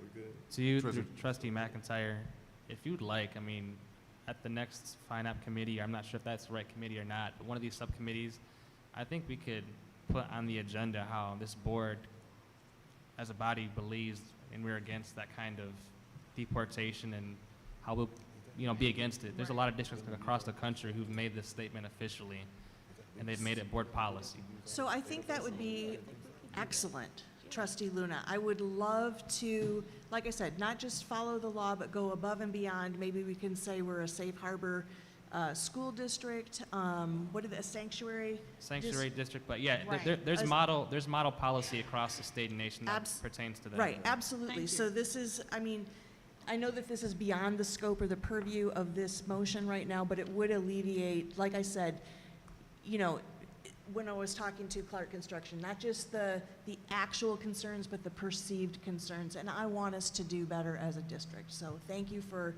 addressing those concerns, and I'm up for batching and moving forward. Thank you. Thanks. Is there any more discussion? Okay, so we will now conduct a roll call vote on the batch. But, Are we accepting the batch, or is it already batched? We batched it. Now we batched the first one. Oh, okay. Yeah, now we're batching the, no. Yeah. yeah, now we're on, what is this? Yeah, I'll restate the motion, Mr. President. Please. The motion was to batch items 11.28 through 11.36. And I say support. Yep. Okay, no more discussion. Seeing as there no more discussion, as I say your name, please say yes or no to approve the batch. Trustee Rutherford, Yes. Trustee King, Yes. Secretary Perkins, Yes. Treasurer Luna, Yes. Assistant Secretary Treasurer McIntyre, Yes. Vice President McNeil, Yes. myself, President Clack, I vote yes. The motion passes 7-0. Now we will vote to approve items 11.28 through 11.36, or do I need to state those all individually? I Mr. do. President, Yes. I think I have to formally make a motion for that, so I'll make a motion we approve items as a batch, 11.28 through 11.36. Support. Okay, any discussion? No discussion? As I say your name, I'm sorry, we'll now conduct a roll call vote. As I say your name, please say yes or no to approve. Let's go this way. Vice President McNeil, Yes. Assistant Secretary Treasurer McIntyre, Yes. Secretary Perkins, Yes. Treasurer Luna, Yes. Trustee King, Yes. Trustee Rutherford, Yes. and myself, President Clark, I vote yes. The motion passes 7-0. Okay, moving on. This would be the check register. Yep, I think I'll do these separate. I think it'd be wise to do these separate, okay? Let's see here. We're approving the check register, right? Yeah, the check register. It's information. Oh, you're on check register? Yeah, we Oh, just okay, do the I'm check sorry. register, that's just approval. I done moved on to Yeah. the cow. They're on a certain page. Yeah, I don't, let me see, I don't even, do you have the hard, who got the hard copy? Laura has a hard copy. Here. You got it? It's in your packet. Well, we Yeah, don't it's have on our the back, back. everybody use their computer. Page 48? I don't have page 48. They're on page 48 of the board packet. It's in your board package. And you got it, because they know that you need it. You requested, This? Yes. Yes. No, I just didn't have it. Yeah, I didn't have it in my packet. you charge y'all. So we done with Okay, it. do any That board was member, already paid. We don't approve it, though, it's just. Yeah, it's just information, yeah. If you have to ask questions. okay, do any board members have any questions on the check registry for May 2023?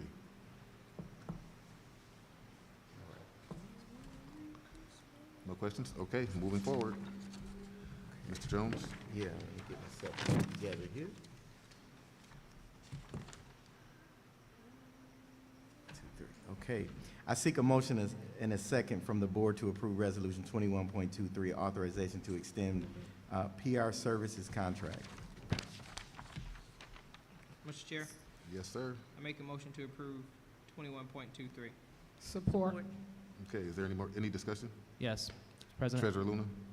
Through you two and Superintendent Jones, could you just explain the reason why this contract is on a month-by-month basis to the board, please?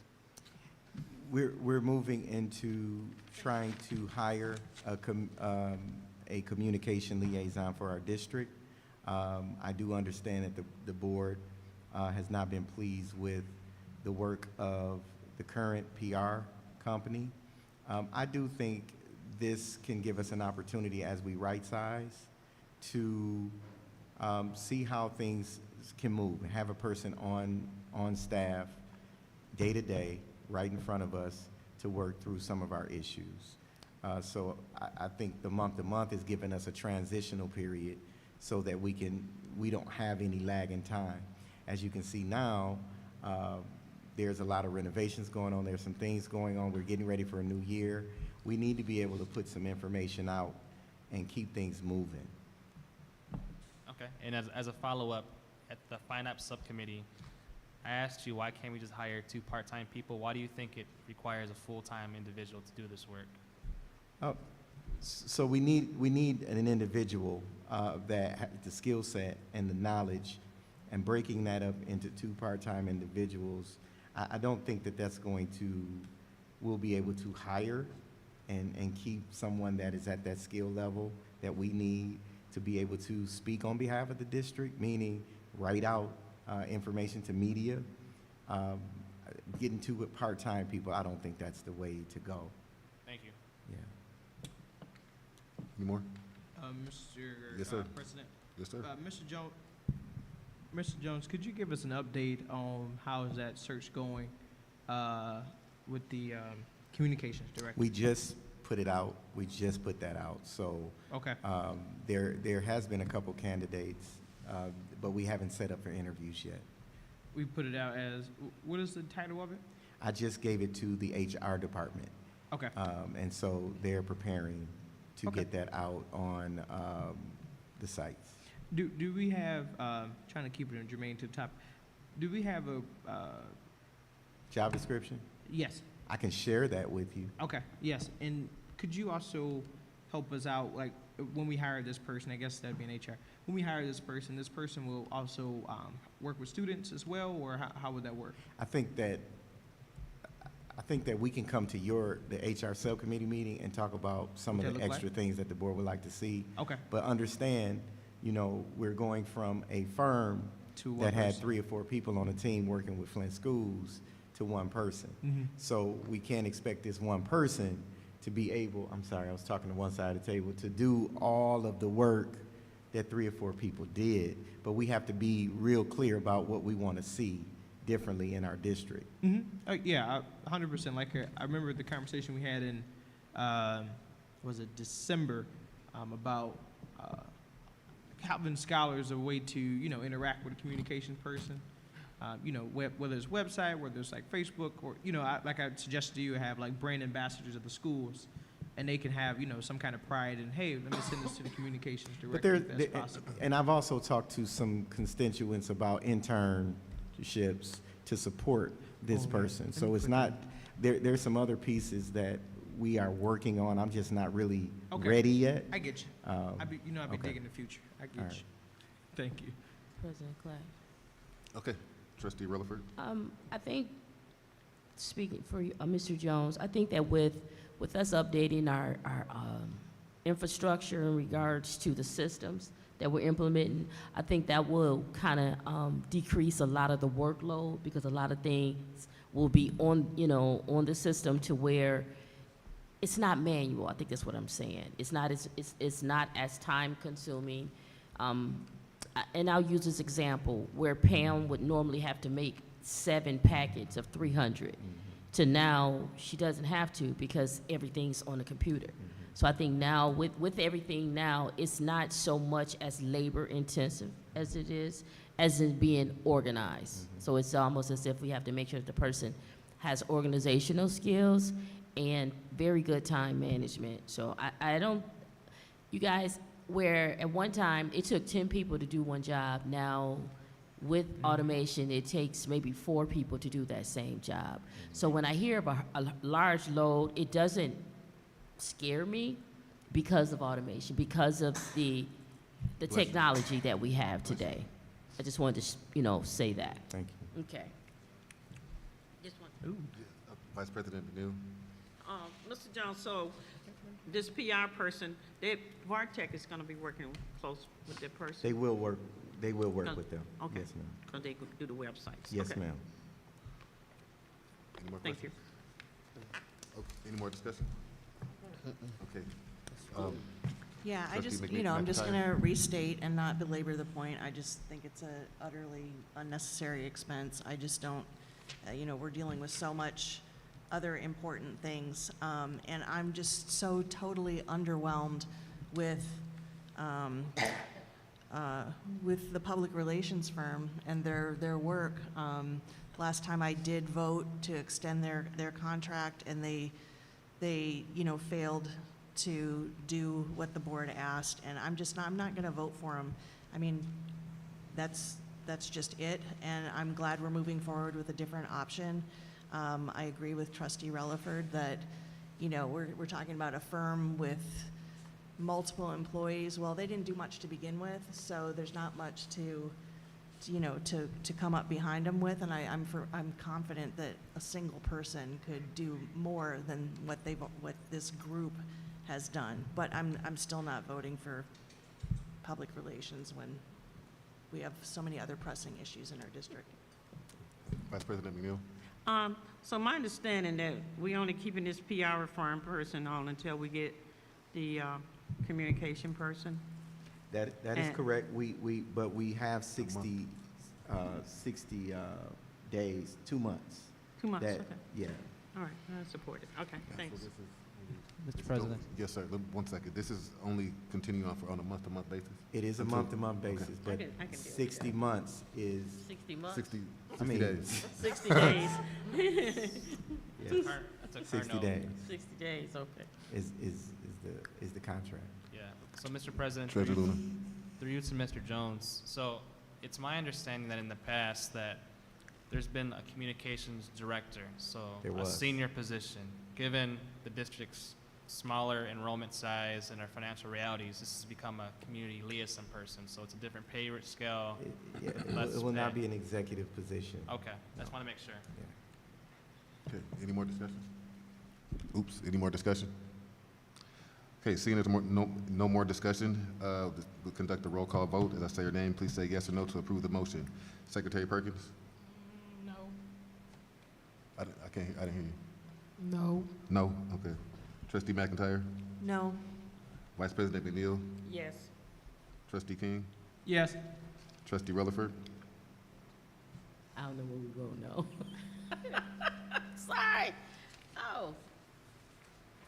Hold on, give me a second. The PR On the PR firm. My No, bad. that's a no for me. I ain't never been for them, no. Okay. Treasurer Luna? Yes. And myself, President Clark, I vote yes, just for the month-to-month. So You it, got King. Did you vote? I say yes. Oh, okay. yeah, no, yeah, he said yes. The motion passes by 4-3 vote. Okay, moving forward. All right, I seek a motion and a second from the board to approve Resolution 21.24, authorization to extend safety advocate services, FY '24. Okay, any discussion? Mr. Jones? Mr. Clack, I'm sorry. Yes, sir. I make a motion to approve 21.24. Support. I have discussion. Okay, I'm sorry. Now is there any discussion? I'm jumping to conclusions. Any discussion? Oh, he already Mhm. supported. Can I amend? Oh, wait, do you have wanna- something to say, Dr. I Green? wanted to amend it, your motion. The microphone. Oh, I'm sorry. Okay. I was just asking a question. No, go ahead. Could I amend the motion, or I have to wait till you finish? Oh, you could, go ahead. I just want to make sure I'm in the right space. No, you're fine, you go ahead. I would like to amend the motion that we have to August the 9th to get this done. Am I correct? Teach out. To do what? To approve this before August the 9th, before I make Summer this school. motion. Summer school starts next week. Well, then I would like a motion that we don't do a whole year contract. I take that motion back and just do discussion. I'll take that motion back. Mr. Never Chair. mind. Yes, sir. Trustee King? Based off last week discussion, I think it's time for our board to have this would be like a stopgap measure in my mind as we prepare to move to something new. I was displeased last week with I went back and we watched. I was just displeased with the presentation of this company. The person that got up there, I understand, our district has been working with them, and, I feel like there's a culture of unproductivity, a lack of urgency. Our scholars and staff deserve a security company that really prioritizes that. And I haven't seen it inside, I've seen some security officers take their job serious and how it's supposed to be, but I also seen some sleep. I've seen some argue. I've seen some do some outrageous things. But I think as we prepare, just like similar we're doing with the PR firm, as we prepare to transition to something new, I think, this would give us a year, starting, if we prove this today, to think about next services. This give us time to think, be creative, so we don't have to be in a rush mode. Okay, we don't have it again. Okay, we have a whole year now to actually do this work and to make sure that we have another option. Because, like I said last week, that presentation wasn't. I didn't like it. Secretary Perkins? No problem. Yeah, I think we've had, well, I know I witnessed some things in myself, and then with Teach Out fraternizing with some of the students. And I got a lot of bad feedback from, even some teachers. I'm not happy with Teach Out. I'm just not. And I think it's time, we've had enough presentations from other seemingly reputable security people that we need to take some of that into consideration. Superintendent Jones? Yep, I'm good with putting them on notice. I'm good with us You looking need to into. put them on notice. I'm good with putting them on notice and looking into other options. But I want you to understand that I do agree with Trustee King that let's work this year to determine what that looks like. When we make sudden moves, we disrupt the work that we have to do. So if we're ending with them June 30th, then who's going to do summer school? I don't want to put us in these situations where we're already in a lot of situations. Let's look at this year. This is just my opinion. Let's look at this year. Let's take our time to look at safety all the way around and determine what we want it to look like for the district. But we have to keep something moving while we're making those decisions. Trustee McIntyre? Oh, She was Second. Mine's will Oh, be, wait a minute, mine's will wait a be minute, quick. wait a minute. You didn't see me, Okay. it's okay. Okay. I think for me, my concern is the teachers don't feel safe. That's major. And they haven't been feeling safe for a very long time. And to, I guess, point information, you want to extend it a whole year? Is that what you said? That That's I heard what you he say? said. I mean, I'm sorry. Yeah, I'm Yeah, through you to, Um, you, yeah. Trustee Relaford, I want to approve the contract to allow us, give us time to do transition work. That's what I'm saying. Really, what same thing, with actually exactly what Mr. Jones said, just give us time to do transition work. Is it a year? Are you asking for a year? Yes. 6 months. I mean, that's what is in here. I guess for me and you all, I would like for a teach out has to, this is Melody, they have to go. I'm sorry, because it's not a matter of if something's gonna happen, it's when. And, I'm sorry, somebody, I'm gonna read this, I'm sorry. Oh, that's a whole year, no. Well, I guess I'm asking, can we just do month to month with them because of the notice and the lack of the services that were provided to us? And I think Superintendent Jones, that's why I asked for a survey as to, for the teachers, how safe they felt in the building. And if the teachers don't feel safe, our students don't feel safe, nor do the parents feel safe. And I don't know how long Teach Out has had this contract, but for me, the presenter last week, it was as if he was doing a wonderful job and he heard nothing that we said. And it was no, allow me to change this, can we follow up, this is what we have in place, and then to hear him say, oh, you're underutilizing me. That was just appalling to me. And to know that he's never in the district. It's, I don't want to say the guy's name because I'm not sure, but they say it's the manager that's in the district. He couldn't speak to it because he's never here.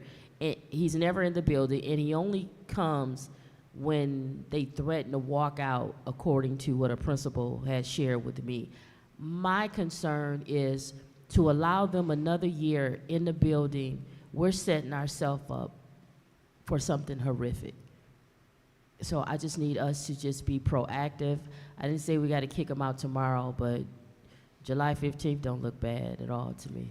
And I'm not sure, and I'm not sure if Teach Out does a month to month or we're talking about folks that work for the district or has been in this district for many years that transitioned when the district decided to go to third party, transitioned into Teach Out. Not that they wanted to be with Teach Out, right? But the district went with the third party, and these Flint employees that's been with Flint for many years are not Flint employees. So when we make this decision, I'm just hoping that we don't make a swift decision. I don't know that this contract can be a month to month, but when we make this decision, we got to think about the lives of people that are actually working for Flint schools that are doing good, and not just make the decision because I didn't like the presentation either. I'm going on the record. I didn't like the swift talking either. I'm going on the record. I'm with you. But I think putting them on notice and determining how we want our robust safety to look, this is just not about Teach Out. When we talk about safety in Flint schools, there's other pieces to that. But I just don't want us to make that decision and say, okay, we're not going to do this. We got to figure out something else. We don't even know what that something else is at this point. Yes, I've heard people come to the microphone. We don't have any information on those folks that have come to the microphone to say they've worked in schools. I can see their information. I don't have that. So I think that we need to do some due diligence, just like with other things that we talked about tonight, before we cut that cord. The writing is on the wall, but I just want us to make sure that we're doing this the proper way and we get the right information and we have a plan in place before we cut the cord. That's all I'm asking. Okay, wait a minute, I got a long list. So Trustee McIntyre was first. So, were you first? No, sorry, I wasn't speaking out loud. Go ahead. Okay.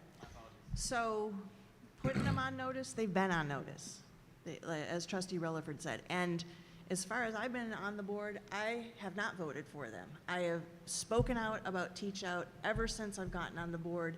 They've been on notice. It's been years. We keep extending their contract. I keep arguing against it. I don't understand why they're still even making presentations. They've been known to be inadequate, and that's saying it nicely. They're worse than useless. I would actually go out on a limb and say that they are dangerous. We're asking these people, this company, to put guards who sleep, who fraternize with underage students. That's not protection. That's not stopgap. That actually is a liability, and I'm not voting for it. If they don't want to do a month-to-month contract until this is taken care of, this is the board is gonna tell them what we want and what we need. They're not gonna dictate to us that it has to be a year contract, not for $837,533 for a year contract for inadequate service that like I said, I'm going out on a limb. I think they're dangerous. I don't think they're safeguarding. I think they're actually adding an element of insecurity and instability into our district. His presentation was insulting.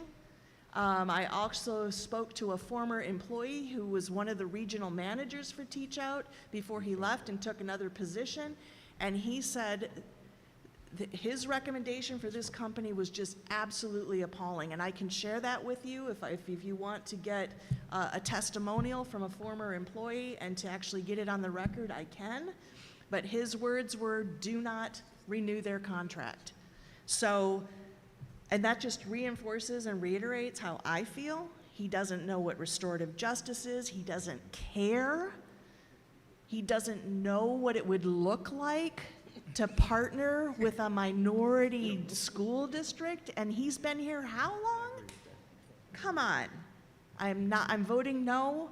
We'll work it out, we'll figure it out. We're gonna keep our scholars and our district safe, absolutely. But like I said, I don't think this is doing it, and in fact, I think it puts our district in more jeopardy. Okay, Secretary Perkins. Yeah, I first of all, we need to dictate, I'm with them, that they are going to either accept it or buy Felicia. That's one thing. Number two, I know several security companies.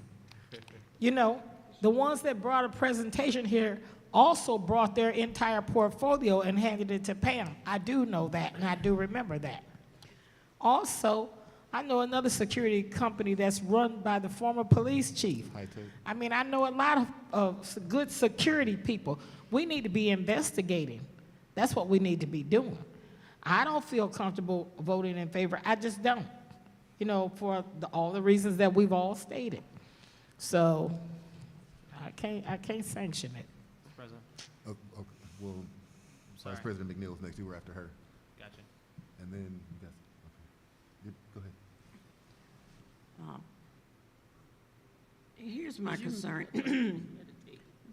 The biggest responsibility that we have as a board is the greater outcome of our students, teachers that's in this building. A couple of questions that I just recommend, in my opinion, that we have an emergency meeting, special meeting, and have some serious questions. And to Mr. Jones, when is their contract in? We said we have until August the 5th, so they'll still be here in July, right? June 30th. June 30th. June 30th, the contract in. Next Friday. Summer school starts Monday. I just think we need to look at seeing, they understand it, a month to month. I just don't want, children have to go to summer school. I don't want no one walking in the building with no security. These are my concerns.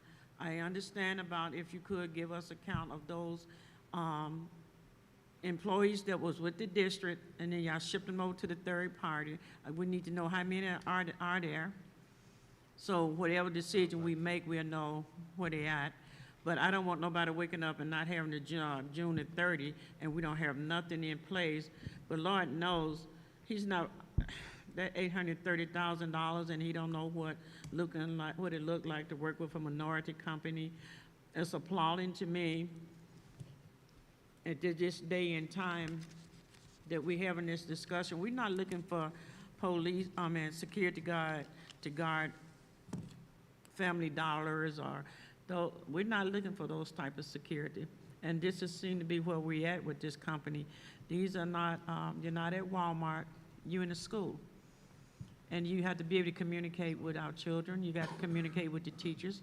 I worked in the schools, and I can tell you, it can get very dangerous that you have to lock yourself in because the security won't do their job. And it's very dangerous, you know, and I had some serious things happen to me. And all because of the security company. I could have lost the side of my face with that asset that they put on that tower, whatever it was. So I'm just not for this, but we need to do something. And he just not, that company just not that all the people work there, because we do have some good ones. $830,000, and he don't know, I don't know. So I don't know what we're gonna do. Okay. But we got to do something, and we can't stay here all night trying to figure it out either. Yeah. Treasurer Luna. I agree with that, her last comment. I don't think anyone, I'll speak for myself, I don't want to extend the teach-out contract. But here's my issue. I won't support a full contract with them ever again. I just won't. Outside this measure, You want support what? I won't be supporting them to get another contract beyond a stopgap measure, whatever that may look like. But here's the challenge we're faced with as a board. Their contract expires June 30th of this calendar year. Next week. Mm-hmm. I'm just not sure what the process is and how we follow statute when it comes to getting an emergency measure to make sure we have someone in the building to keep our students safe. I'm not sure what that looks like. And I think we're just between a rock and a hard place. I don't like this company. I thought the presentation was horrible, and I think they do a lousy job. Not everyone. I like the guy at the admin building, but he's not dealing with students all day. He's dealing with adults. So I'm really conflicted in how I'm going to vote on this item tonight. But I will say this. You know, I've been at a school, my second school that I taught in Detroit, and they didn't have a security guard, a security system, none of that. And being one of the only males at that school, having to break up fights and help with stop and restraint. My primary job as an educator, when I was one, was to teach students and to ensure their safety within my classroom. But I wasn't a security guard then, I'm not one now. So I just wouldn't want to put our summer school teachers in a hard place if something was to arise, because their primary job is to be educating students. And I think this is probably one of the more difficult votes that I have to take personally as a board trustee, but I'm still debating how I'll move forward on that. That's my comment. All right, Trustee King. With Mr. Luna's sentiment, I can echo that. This is our first time, from the board, the new ones, it's our first time having this contract up for us. I know even during, election time, there was complaints about this company. Oh, sorry, let me make sure I restart. I'm sorry, my bad. Everybody hear me now? Sorry. So this contract is our first, for the new ones, our first time dealing with Teach Out as a contractual part. Mr. Jones, how long have Teach Out been in the district? It predates me. So they've been here before you? It predates me, yes. I came in 2017. Okay. Teach Out was already here. I think it was around the 2015, 14-15 school year. It could be. You know what? Did you I'm have not problems going to with put Teach Out? that. Did you have problems with Teach Out when you was a principal? Actually, I had a really good person at Doyle Ryder. Okay.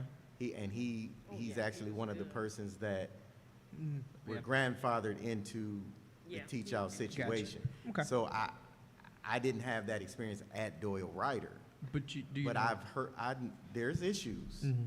There's issues. But we're running a district. That's right. We're not running one building. We can't just, my job is to advise. What the board does, I'm going to follow. But we have to have a plan in place come next Friday, when all of these people have to determine, they have to somebody has to bring someone in. You're supposed to do an RFP for this amount of money. We're going to have to get everyone signed up in that company, whoever that company's going to be. You're just not going to flow those people in on the first week of July. So you have to think about, all we're saying about teach out, true, but you got to think about what it's going to take to get things rolling and move things forward. That's all I'm saying. I'm just trying to run the district. Got you. So my concern here is, same thing with Mr. Our scholars and staff, when they go to summer school, won't have anyone there besides teachers. You're going to feel even more less safe than. Flint police.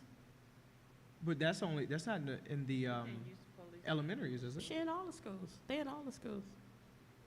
Mr. Jones, we got resource officers in elementaries? So where do we have resource officers at? Don't you go? Don't you go? They're assigned to support if they call. Like Oh. if something comes up Yeah. that they need them, they'll go to an elementary school. But they're only assigned Middle school. at secondary schools. Gotcha. So I think it's, let's say when we first got on the board, that was our first act to do this. But now I think we have a time frame to actually do the right thing, fix the issue, the core issue, which is not just starting with this company. It starts with this company, but it doesn't end with them, of our security issue. I echoed what Mr. Luna has said about starting a security ad hoc committee or something like that to talk about security in our district. But this will lead, school safety, sorry. But this will, I think without this temporary one-year thing, it will make us running around rampant with our chicks with our hair cut off, I'm gonna just say it, because we won't have security in schools.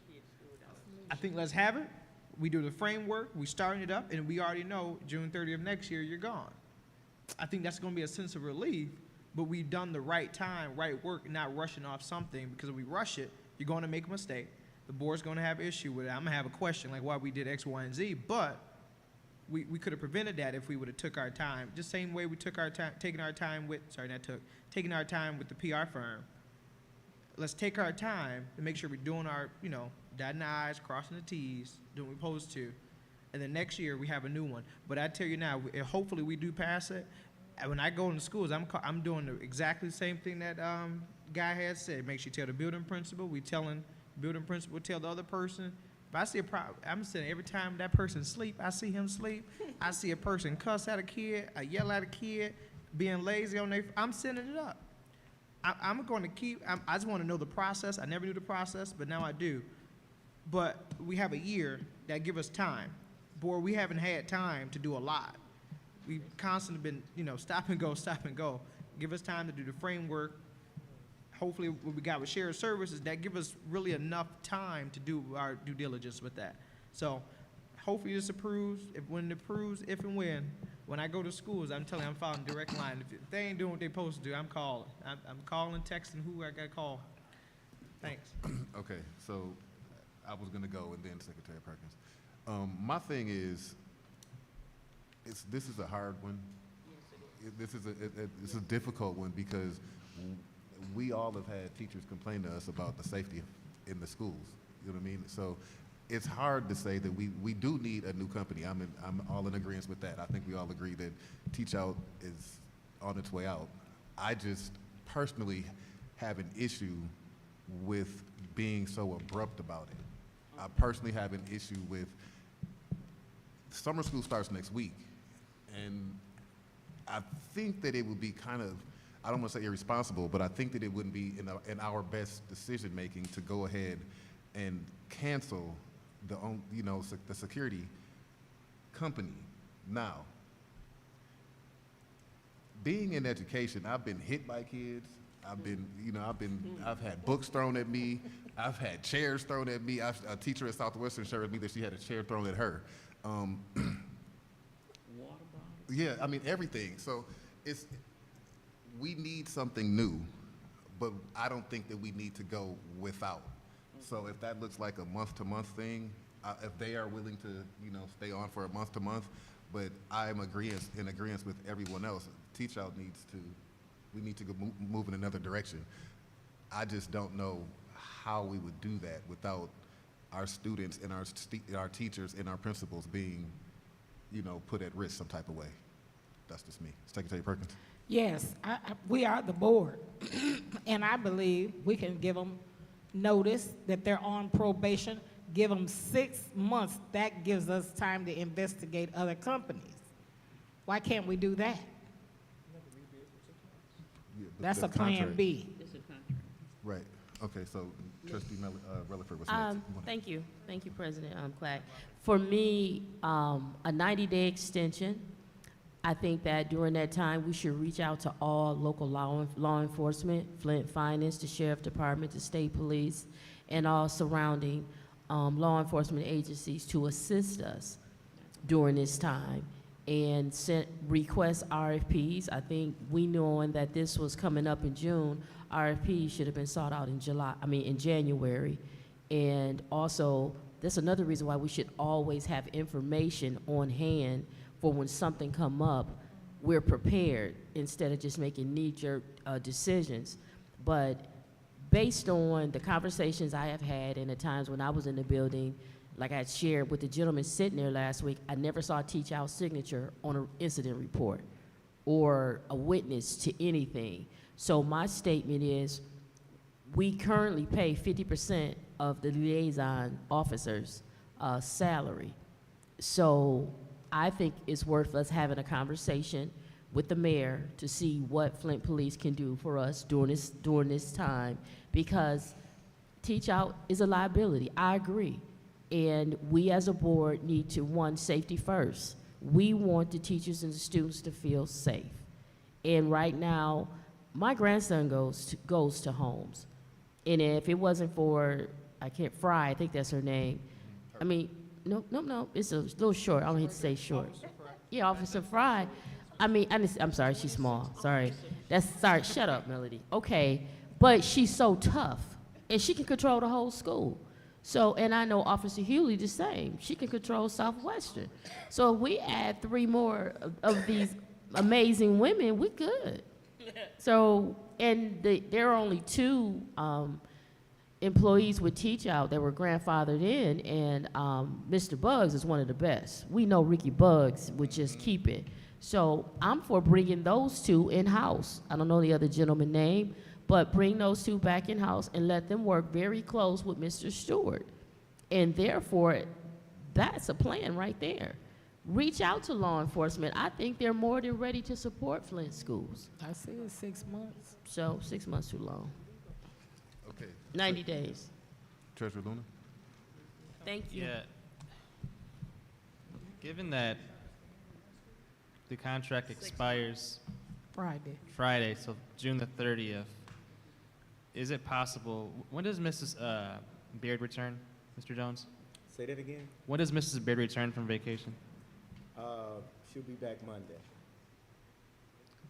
Is it possible to postpone this decision to a special meeting next week? We have until Friday. As long, I won't be here. Okay, so never mind. No, I- Friday's fine. I can be here Friday. This Well, Friday? no, their contract ends Friday. So, This Friday or Next week. Because Next Friday, June 30th. Next Friday. again, I think we're all in between a rock and a hard place. We don't like this firm. We've all gotten calls about their lackluster performance and keeping our students and staff safe, but I've seen a classroom without a teacher. I've seen a classroom with a long-term sub who's not the best, and there are some great long-term subs, by the way. And I've seen a classroom with a good teacher who can control the classroom. I'll take the classroom with the adults in it always, and I don't want to be irresponsible and not have anything there for our students. So I'm not sure if you can do a 90-day or a 6-month, or the resolution is written very specifically with a dollar amount, and I'm not sure how we could do that math right now. So I'm kind of confused how we can move forward, because I don't think it'll get approved tonight in its current language, but maybe you, Mr. Jones, could maybe offer some insight about how we could possibly move forward on this if we don't approve this tonight. So if we don't, if we don't approve it tonight, the only way to move forward is to ask for a different type of contract. Now, if we want to do 3 months, if the board wants to do 6 months,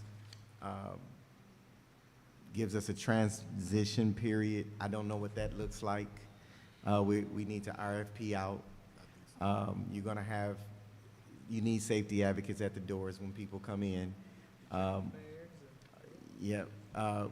So I don't think this is as easy as, no, we're not doing this. I think that there is some thought that needs to go behind what we're about to do. And we need to keep the company. If we're at 6 months, if we're going to do 6 months, I'll check back and try to give you another contract, but we're going to have to make this decision in the next couple of days if you all don't want to go with what we have before us. That's all I have right now. And this is so Mr. John, you're saying that you can go out and if the board wants, we're going, looking for a 6 months at the most, and that ain't give us time to get all our ducks in order, have a conversation, what safety look like, and give this company a 6 months. I don't have a problem with them, just one person, if that can be done. And next week, we, I would rather we table it. I would rather we table it table this. and not vote it down. Okay, we'll table this I until would, next week. I would rather us table it, Finance. because if you vote it down, Then it's gotta- it's gonna cause something else. Let's table it. So, So if you, Table. and we just need to get a meeting All right. going. So I make a I have a go question. Can I ahead. ask a question real quick? Oh. I got a question. Go ahead. For Mr. Jones. What if they say we don't want to renew our contract? What if they say, well, we don't want to do 6 months, we just won't do it? What happens then? Then Friday, that's it, if the board is not gonna approve a year. Well, I mean, sorry, I'm out of turn. No, go ahead, because I mean, I would hope a firm that's been working in this district for how many years, if we didn't vote to approve it or deny it, they would just up and leave our students and staff not in safety. I'm sure they would be flexible I to work can't with tell us. you. I mean, if you're committed to students, I hope they would work with us on a month by month or 60 months. I can't imagine a school company that does security called Teach Out would leave our students and staff without any kind of security given their history in the district. They doing it now. I don't mean to go back and forth, but we're sitting here actively talking about them, and they can watch this meeting, so Oh, I know that. That's why I made that comment. They can say. That's the whole part. It's intentional, No, very understood, intentional I understand, tonight, but very that- intentional. I understand that, but that's why I raised the concern with, what if we get to the table with the 6 months, thing, and they say, well, we don't want to do it anyway. You guys, what do we do then? State police, Sheriff They're Swanson, not gonna do it. Mayor, you can't say, oh, trust me, yes, they will. Yes, they will. If we reach out and need them, yes. Mayor said he'd do a partnership, he'll come to the party, Then, first, and they all work for him. the bottom, I guess what I'm saying, you all, is we're not in this alone. We're not in this alone. We need to reach out. People are there to help us. We need to reach out and ask during this time. Period. That's right. So if we're going to amend this, let's amend it. Mr. Because they can decide we don't want to come back. Or let's just table it So we until can table it. I'm tomorrow. okay with that. To make the motion. Could- Trustee King. I'll make the comment, and I'll make the motion to table. We got to put parliamentary procedure, you got to table to exact day and time, To a or meeting. to a meeting, or let's say our next special meeting. Special Make sure we meeting next specify where we're tabling. But I'll quickly say, that's not proper to ask Officer Hooley. I don't think one police officer can maintain one building. Reason being is, that police officer is going to be at the front desk where our teach-out person is, scanning people in. Now, let's say a fight break out in the lunchroom. Let's say a fight break out in 10th grade hallway. They got to man the front door. That's expecting a lot from already underpaid police officers. You have a police officer shortage. You can't always guarantee. So what I would ask is during the interim, our superintendent, which is, I already know you got a lot going on, but could you ask our sheriff, our mayor, if that's something that's possible for, we don't even know how long that's gonna be for, but I just don't feel comfortable by saying one police officer can take care of a whole school building, because if anybody else, I know the teachers have been in this classrooms and hallways, we have some students and scholars that kind of cause a ruckus in some areas. You know, if a teacher need assistance in the classroom and there's only one person in there, that's only one person doing the job. That's a lot of things. And I don't want to say, well, teachers can help out in that. Teachers don't want to put their lives on risk for nothing like that. And also, I mean, we have some older teachers that said, "No, I ain't doing that." I've seen a video where a teacher said, "Nope, you go ahead and do what you do, because I'm not getting hurt," right? So I think, for me, in my mind, right, this year contract will give us time to do the work, to actually get this done. This contract company been with our district for years, and no other board did the work to make it different, right? And it's not just all on us to hurry up, oh, we're gonna get rid of it now. If we approve it, we have a set date when they're leaving, but we're leaving with a plan in place. Right now, we just leave, we don't have a plan in place. We don't have a plan we all thought about real good enough, talked about. You know, we talk about due diligence, so let's actually do that due diligence within that year. We have a partnership, we have shared services, hopefully, we have deal with vacant, we have a lot, but that gives us time to do the infrastructurally thing we need to do. That's all I'm saying. Like, I think it's unrealistic for us to say, well, one police officer can do that, because let's say it's hot outside or it's too cold, there's a lot of things going on. So I'll make a motion to table this discussion to have a special meeting, our next special meeting, which should be, probably have to be either next week, early next week, or end of this week. I made the motion. No, I said Pam don't get back to Monday. Yeah. Who gonna support? Yes, Who ma'am. gonna- Trustee His Rutherford, yes, motion, I ma'am. just want to follow up. Mr. Trustee King, you have behavioral specialists, you have a lot of people in the building that work in the building. And I'm dating myself. I went to Flint Northern. We had over 1,200 students. And we had one liaison officer. His name was Officer Charis.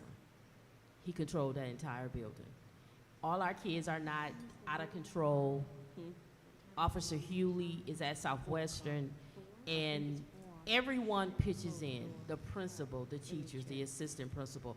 Everyone is a security person in the building at all times. So it's not a matter of one person has to do everything. And it's not a matter of us putting these kids in harm's way. When I hear Mr. Stewart say he's concerned because there have been more guns in the building in 6 months than in his 15-year career, we have to do something yesterday. So whether or not our predecessors did something, that has nothing to do with today. We have concerns, we have issues. And what's in place right now is not productive for Flint Community Schools, and we as a board, we must put something in place to make sure that our district is safe.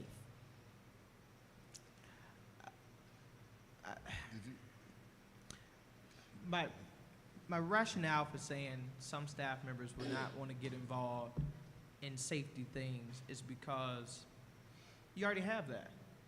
You have teachers and staff feel like they're underpaid, overworked, underappreciated, right? And there are some superhero staff that will help get involved. But I think it's, to me, an unrealistic expectation for them to say, yeah, you can get involved.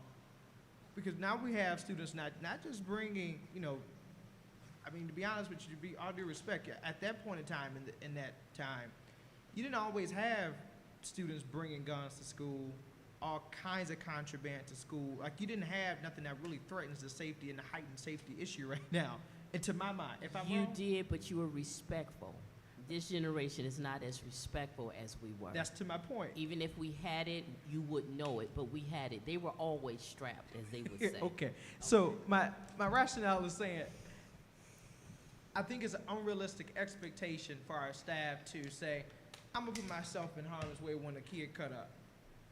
Okay, well, the police officer can get it. Okay, but there's only one. Who else is gonna help out? The principal, yeah, but you already have a staff, like I said, don't feel appreciated. They feel like they're underpaid. You have a lot. And they say, I'm not putting my life on the line for that. I know we talked about, Mr. Clark, you said the teacher got a chair thrown at her. That's a, older teacher. Who's about to jump? I don't jump into fights. When I'm substitute teaching, no, I'm calling somebody to handle that. I mean, that's why I simply ask. I mean, the board members, do you all break up fights? I Yes. have. Yes. Is I have, yes, it a mess when you break up fights? Yes, it is. Do you feel scared when do you feel being hurt? No, but You're not older. I think, sorry, I don't want to. Sorry, I'm sorry. Point of information there. Let me make sure I'm proper Yes, in go that. ahead, go So ahead. you feel? Do you feel? I'm sorry. Have you been hurt? I have. You've been hurt. Mhm. Mr. Luna, have you been hurt? Yeah, if I could just respond back to Trustee King. Point of information. That's the point. On information. I think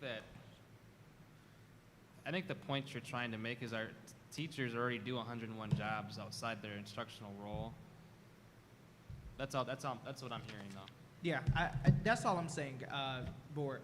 I agree with 100%, they gotta go, but we talk about why our district is in shambles is because decisions has been made without thinking things through.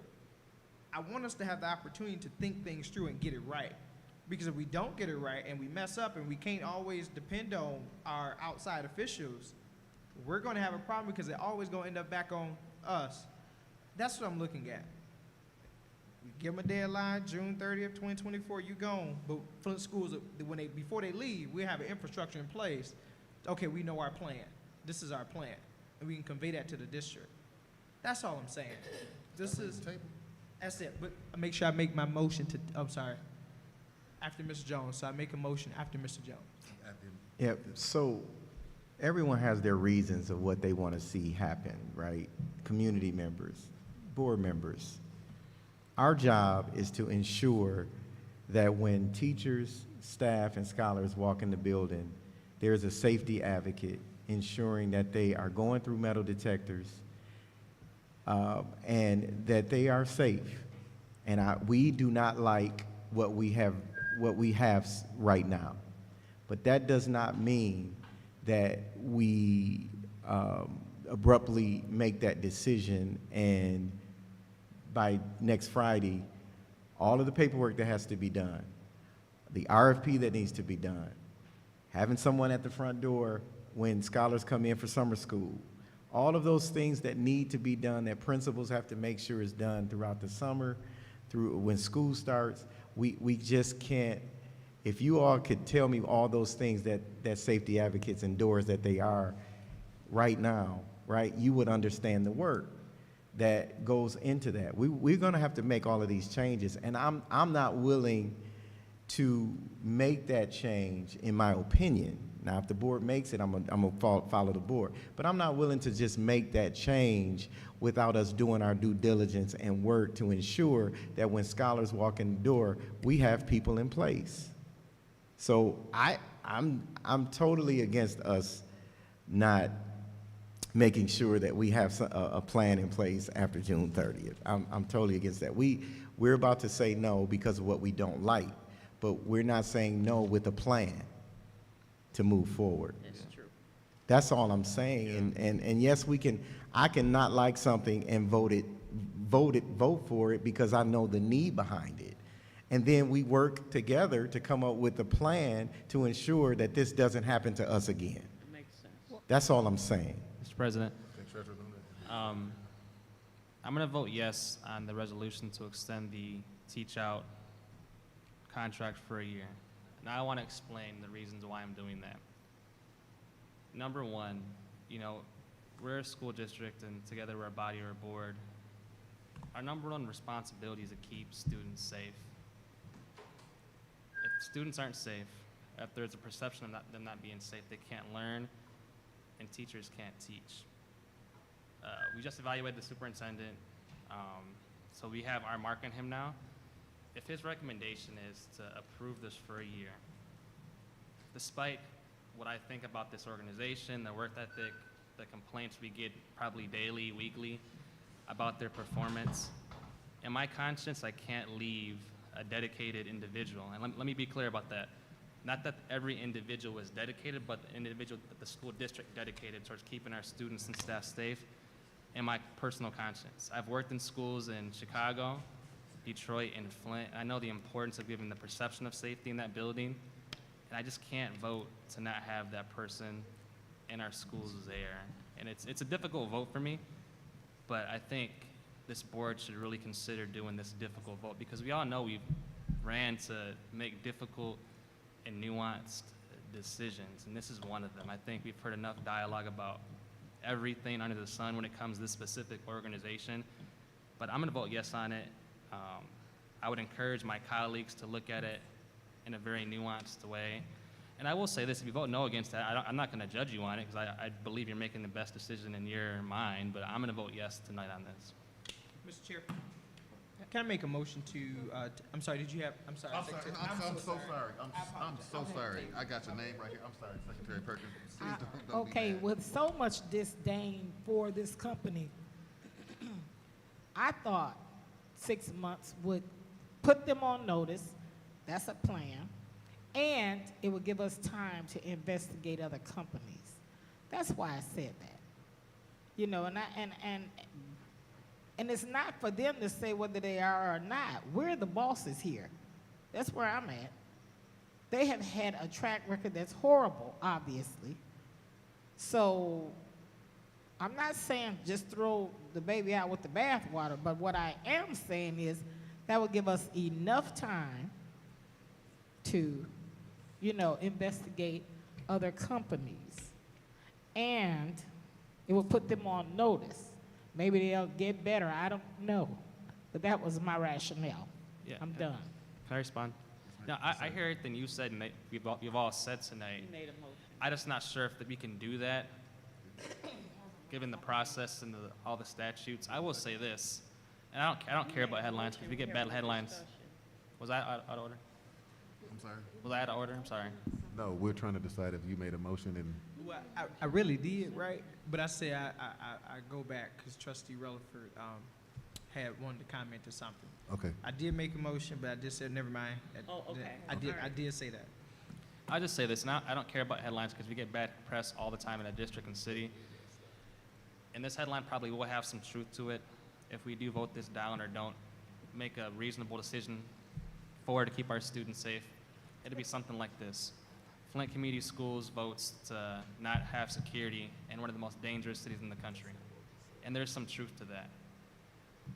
And I don't want to put our families, our students, and our staff in that reality. I'm not sure if we can amend it tonight. I don't think we can. I'll vote yes on this resolution, as much as I don't like it. All right. Mr. Chief. My last comment. All right. So I'd like to make a motion to table this discussion to Monday to a meeting after 3 p.m. Is that okay? That's June 26th, everyone. Support. Okay. Support? Any discussion about the meeting? Could you have Ms. Beard? She won't be back till, She, she well, won't be we back got, until Monday. we got to do the poll. So Can could you we do pause Tuesday? just for a sec? June 26th. Wait a minute, Secretary, Trustee McIntyre. Okay. Is this discussion, Yes. or is the motion seconded yet? It's No, it been was seconded by. It was seconded. We're Seconded, and there's discussing. discussion. I'm just Yeah. saying pause, don't keep moving forward and vote and stuff, because I was just trying to, Are you good, Trustee McIntyre, with I'm the good calendar? now. Yep. Okay, Mr. Jones? yep. So I'm just trying to think about what we're doing.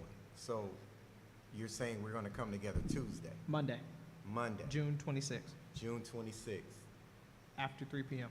for a special board meeting? to discuss this. Okay, all right. I think we can get that posted. Yep. Well, I don't need Pam to get that posted. Because she don't Okay. get back till Monday. What are we doing in that meeting? Well, we tabling this discussion, then we said, I understand, but we have, what I are thought you we? had to come back and say, okay, whether we can Point do of 6 months. information. Are we just adjusting the time frame on the contract. We all agree that we need security, but we don't want it for another year.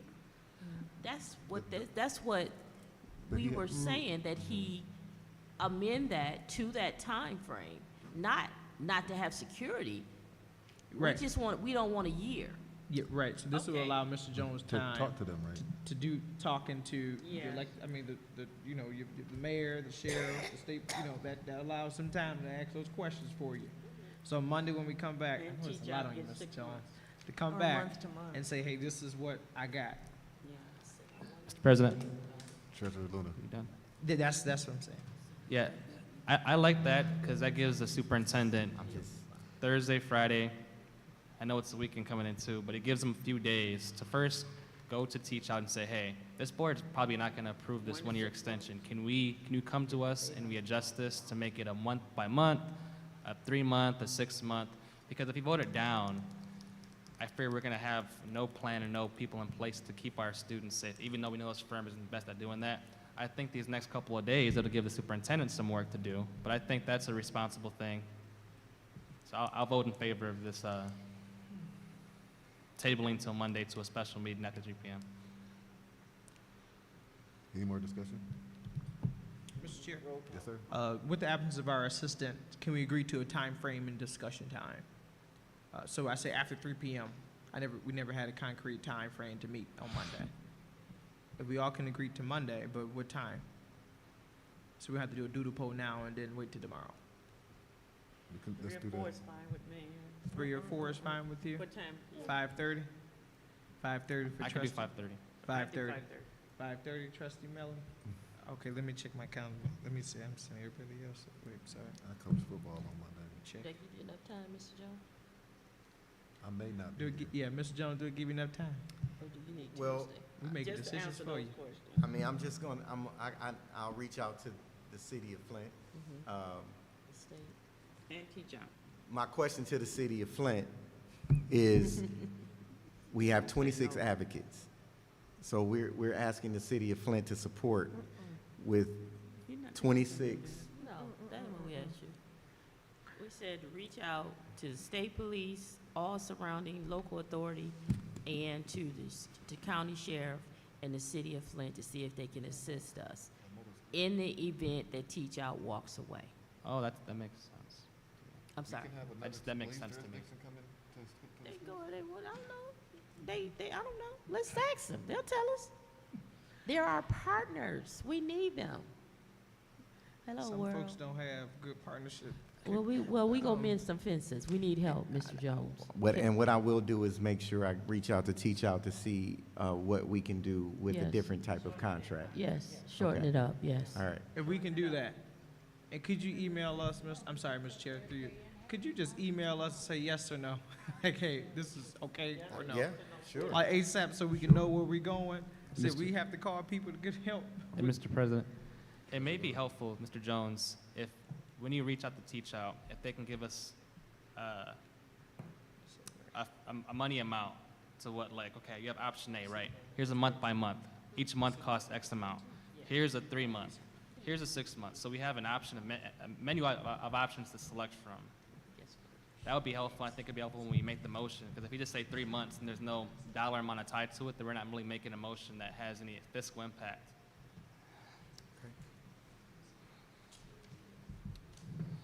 Any more discussion? No more discussion? Okay, so we're gonna vote on tabling till Tuesday at Monday at 5:30? I'm good with that, Mr. Okay. Chair. Okay, I'm more than likely, I may not be here. You won't be here, Mr. Chair. I coach Little League football now. You said 6:30 then? No, I don't get out of football till. I want you here, Mr. President, so we can have a good conversation. I'm sorry. Oh. Just, yeah. You want to do Tuesday? Want to do Tuesday? Doing Tuesday? Tuesday is fine Tuesday, fine. Let me look at my calendar on Tuesday. with me, but I don't want y'all to have a. Ms. Reschedule Trustee meeting just McIntyre, because that's of good for you? Yeah, I'm open Tuesday. There's something about that day. Oh, that's your thing. It's 9:39. Can we do Tuesday, 5:30? I can change something. If not, then I can. We want everybody to participate in this, get everybody on board. This is important. This so- is really, we need all hands on deck. I'll adjust my schedule to Monday or Tuesday. I can do mine as well. Tuesday, 5:30? All right, Trustee McIntyre is good with that. 2/27, 6/27. That's your birthday, so we having food. We having food. My birthday's Saturday, don't leave me out. Oh, this Saturday here? That's amazing, sister of yours. She's amazing. Okay, I'm so sorry. we're doing so from Tuesday, Tuesday, the 27th. so roll call vote to So they give you extra day. vote on the special meeting discussing Teach Out's revised contract on Tuesday at 5:30, Let's table it, yeah. correct? Is that right? Motion to table it? Yep, the table. To table it, I'm sorry, Yeah. I'm sorry. Is that right? Yep, let's go. Okay, so I'll repeat the motion again. We're about to roll call vote to Motion to table. amend or to. Could you restate the, I do, I get it. So I did make a motion to have a special meeting on Monday, so I amend my motion to, table our special meeting, this topic here, to our special meeting on Tuesday, June 27th at 21.24. 5:30. 21. 21. that's 21.24. 21.24 Yep. is the contract. We'll be under discussion. Support.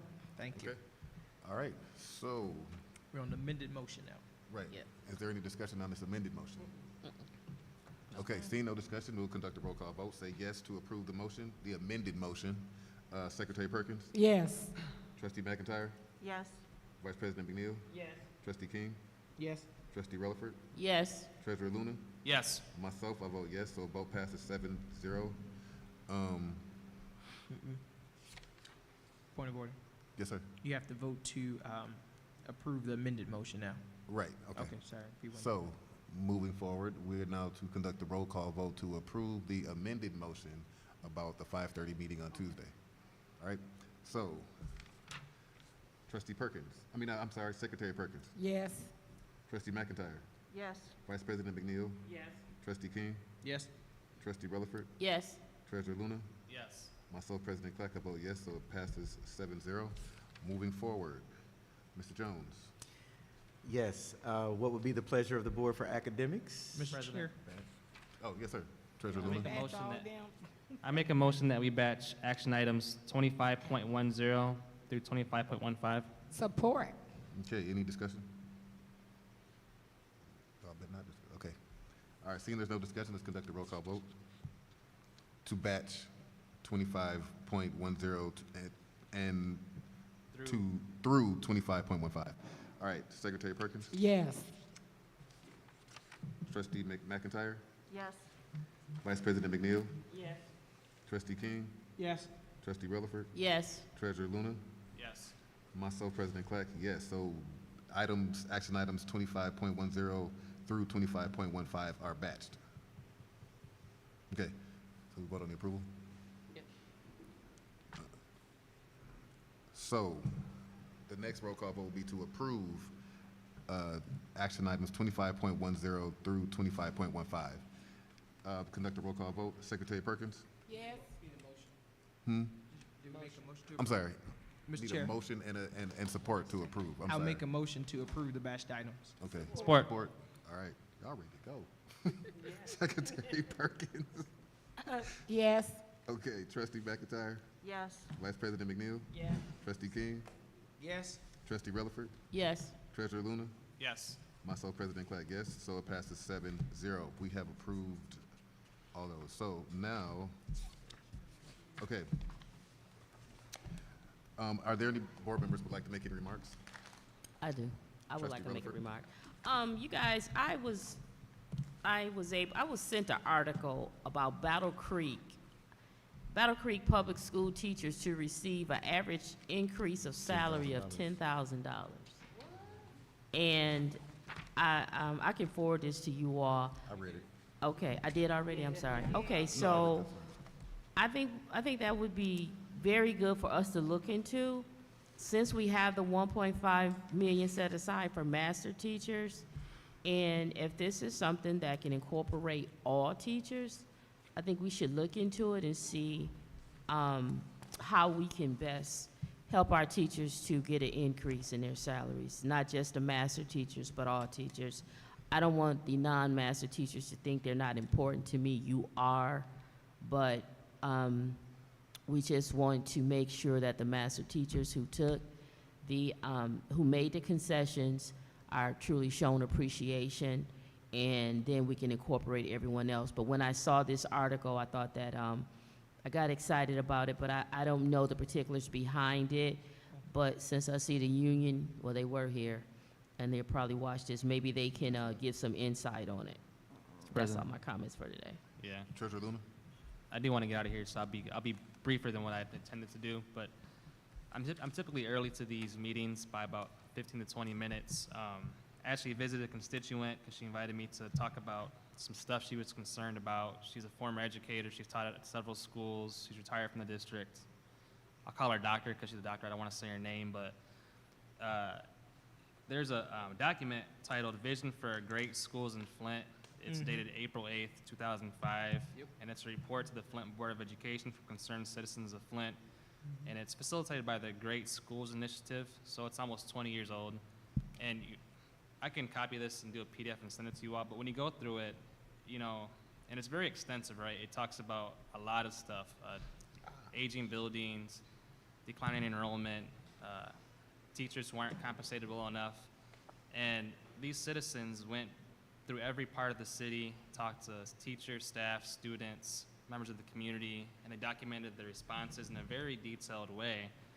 And, you know, I guess what I'm getting at is we had these same problems we have now 20 years ago, but they're more pronounced by less enrollment, more financial restraint, older buildings burnt out. I can go on, water crisis. So what struck me so much about this report and the woman who actually gave it to me and spoke so much about it is we had a whole entire coalition come together and give this report to the Flint Board of Education, and it sat dormant and collected dust for 20 years. So I think it's an issue where now we don't have as many people engaged like they were 20 years ago. And I think we really need to think about how we can engage everyone in the city, every stakeholder, when it comes to addressing our issues, because there's 7 of us plus the administration. There's a lot more smart folks out there who can give us better ideas like this. So if you want me to, I can photocopy and shoot y'all a copy, but I just thought it was very important to make that statement. Please, sir. Anyone else? Mr. Chair. Trustee King? Quickly say that to our board, you know, for the past couple of meetings, we've been having some good conversation. I've gotten calls that say, well, y'all acting better now. Y'all acting like, one lady said, y'all acting like y'all got some sense. I said, you got a point. So to our board, I appreciate the good civil conversation that we have. To our community and our staff, I appreciate you for staying tuned and actually keeping us grounded to make sure we're doing what we're supposed to do. Mr. Jones, thank you for the hard work that you do and about to do. I look forward to hearing what you got. Thanks, you all. Okay, any more comments? Okay, it is 9:48. You can go ahead and call it. Hey,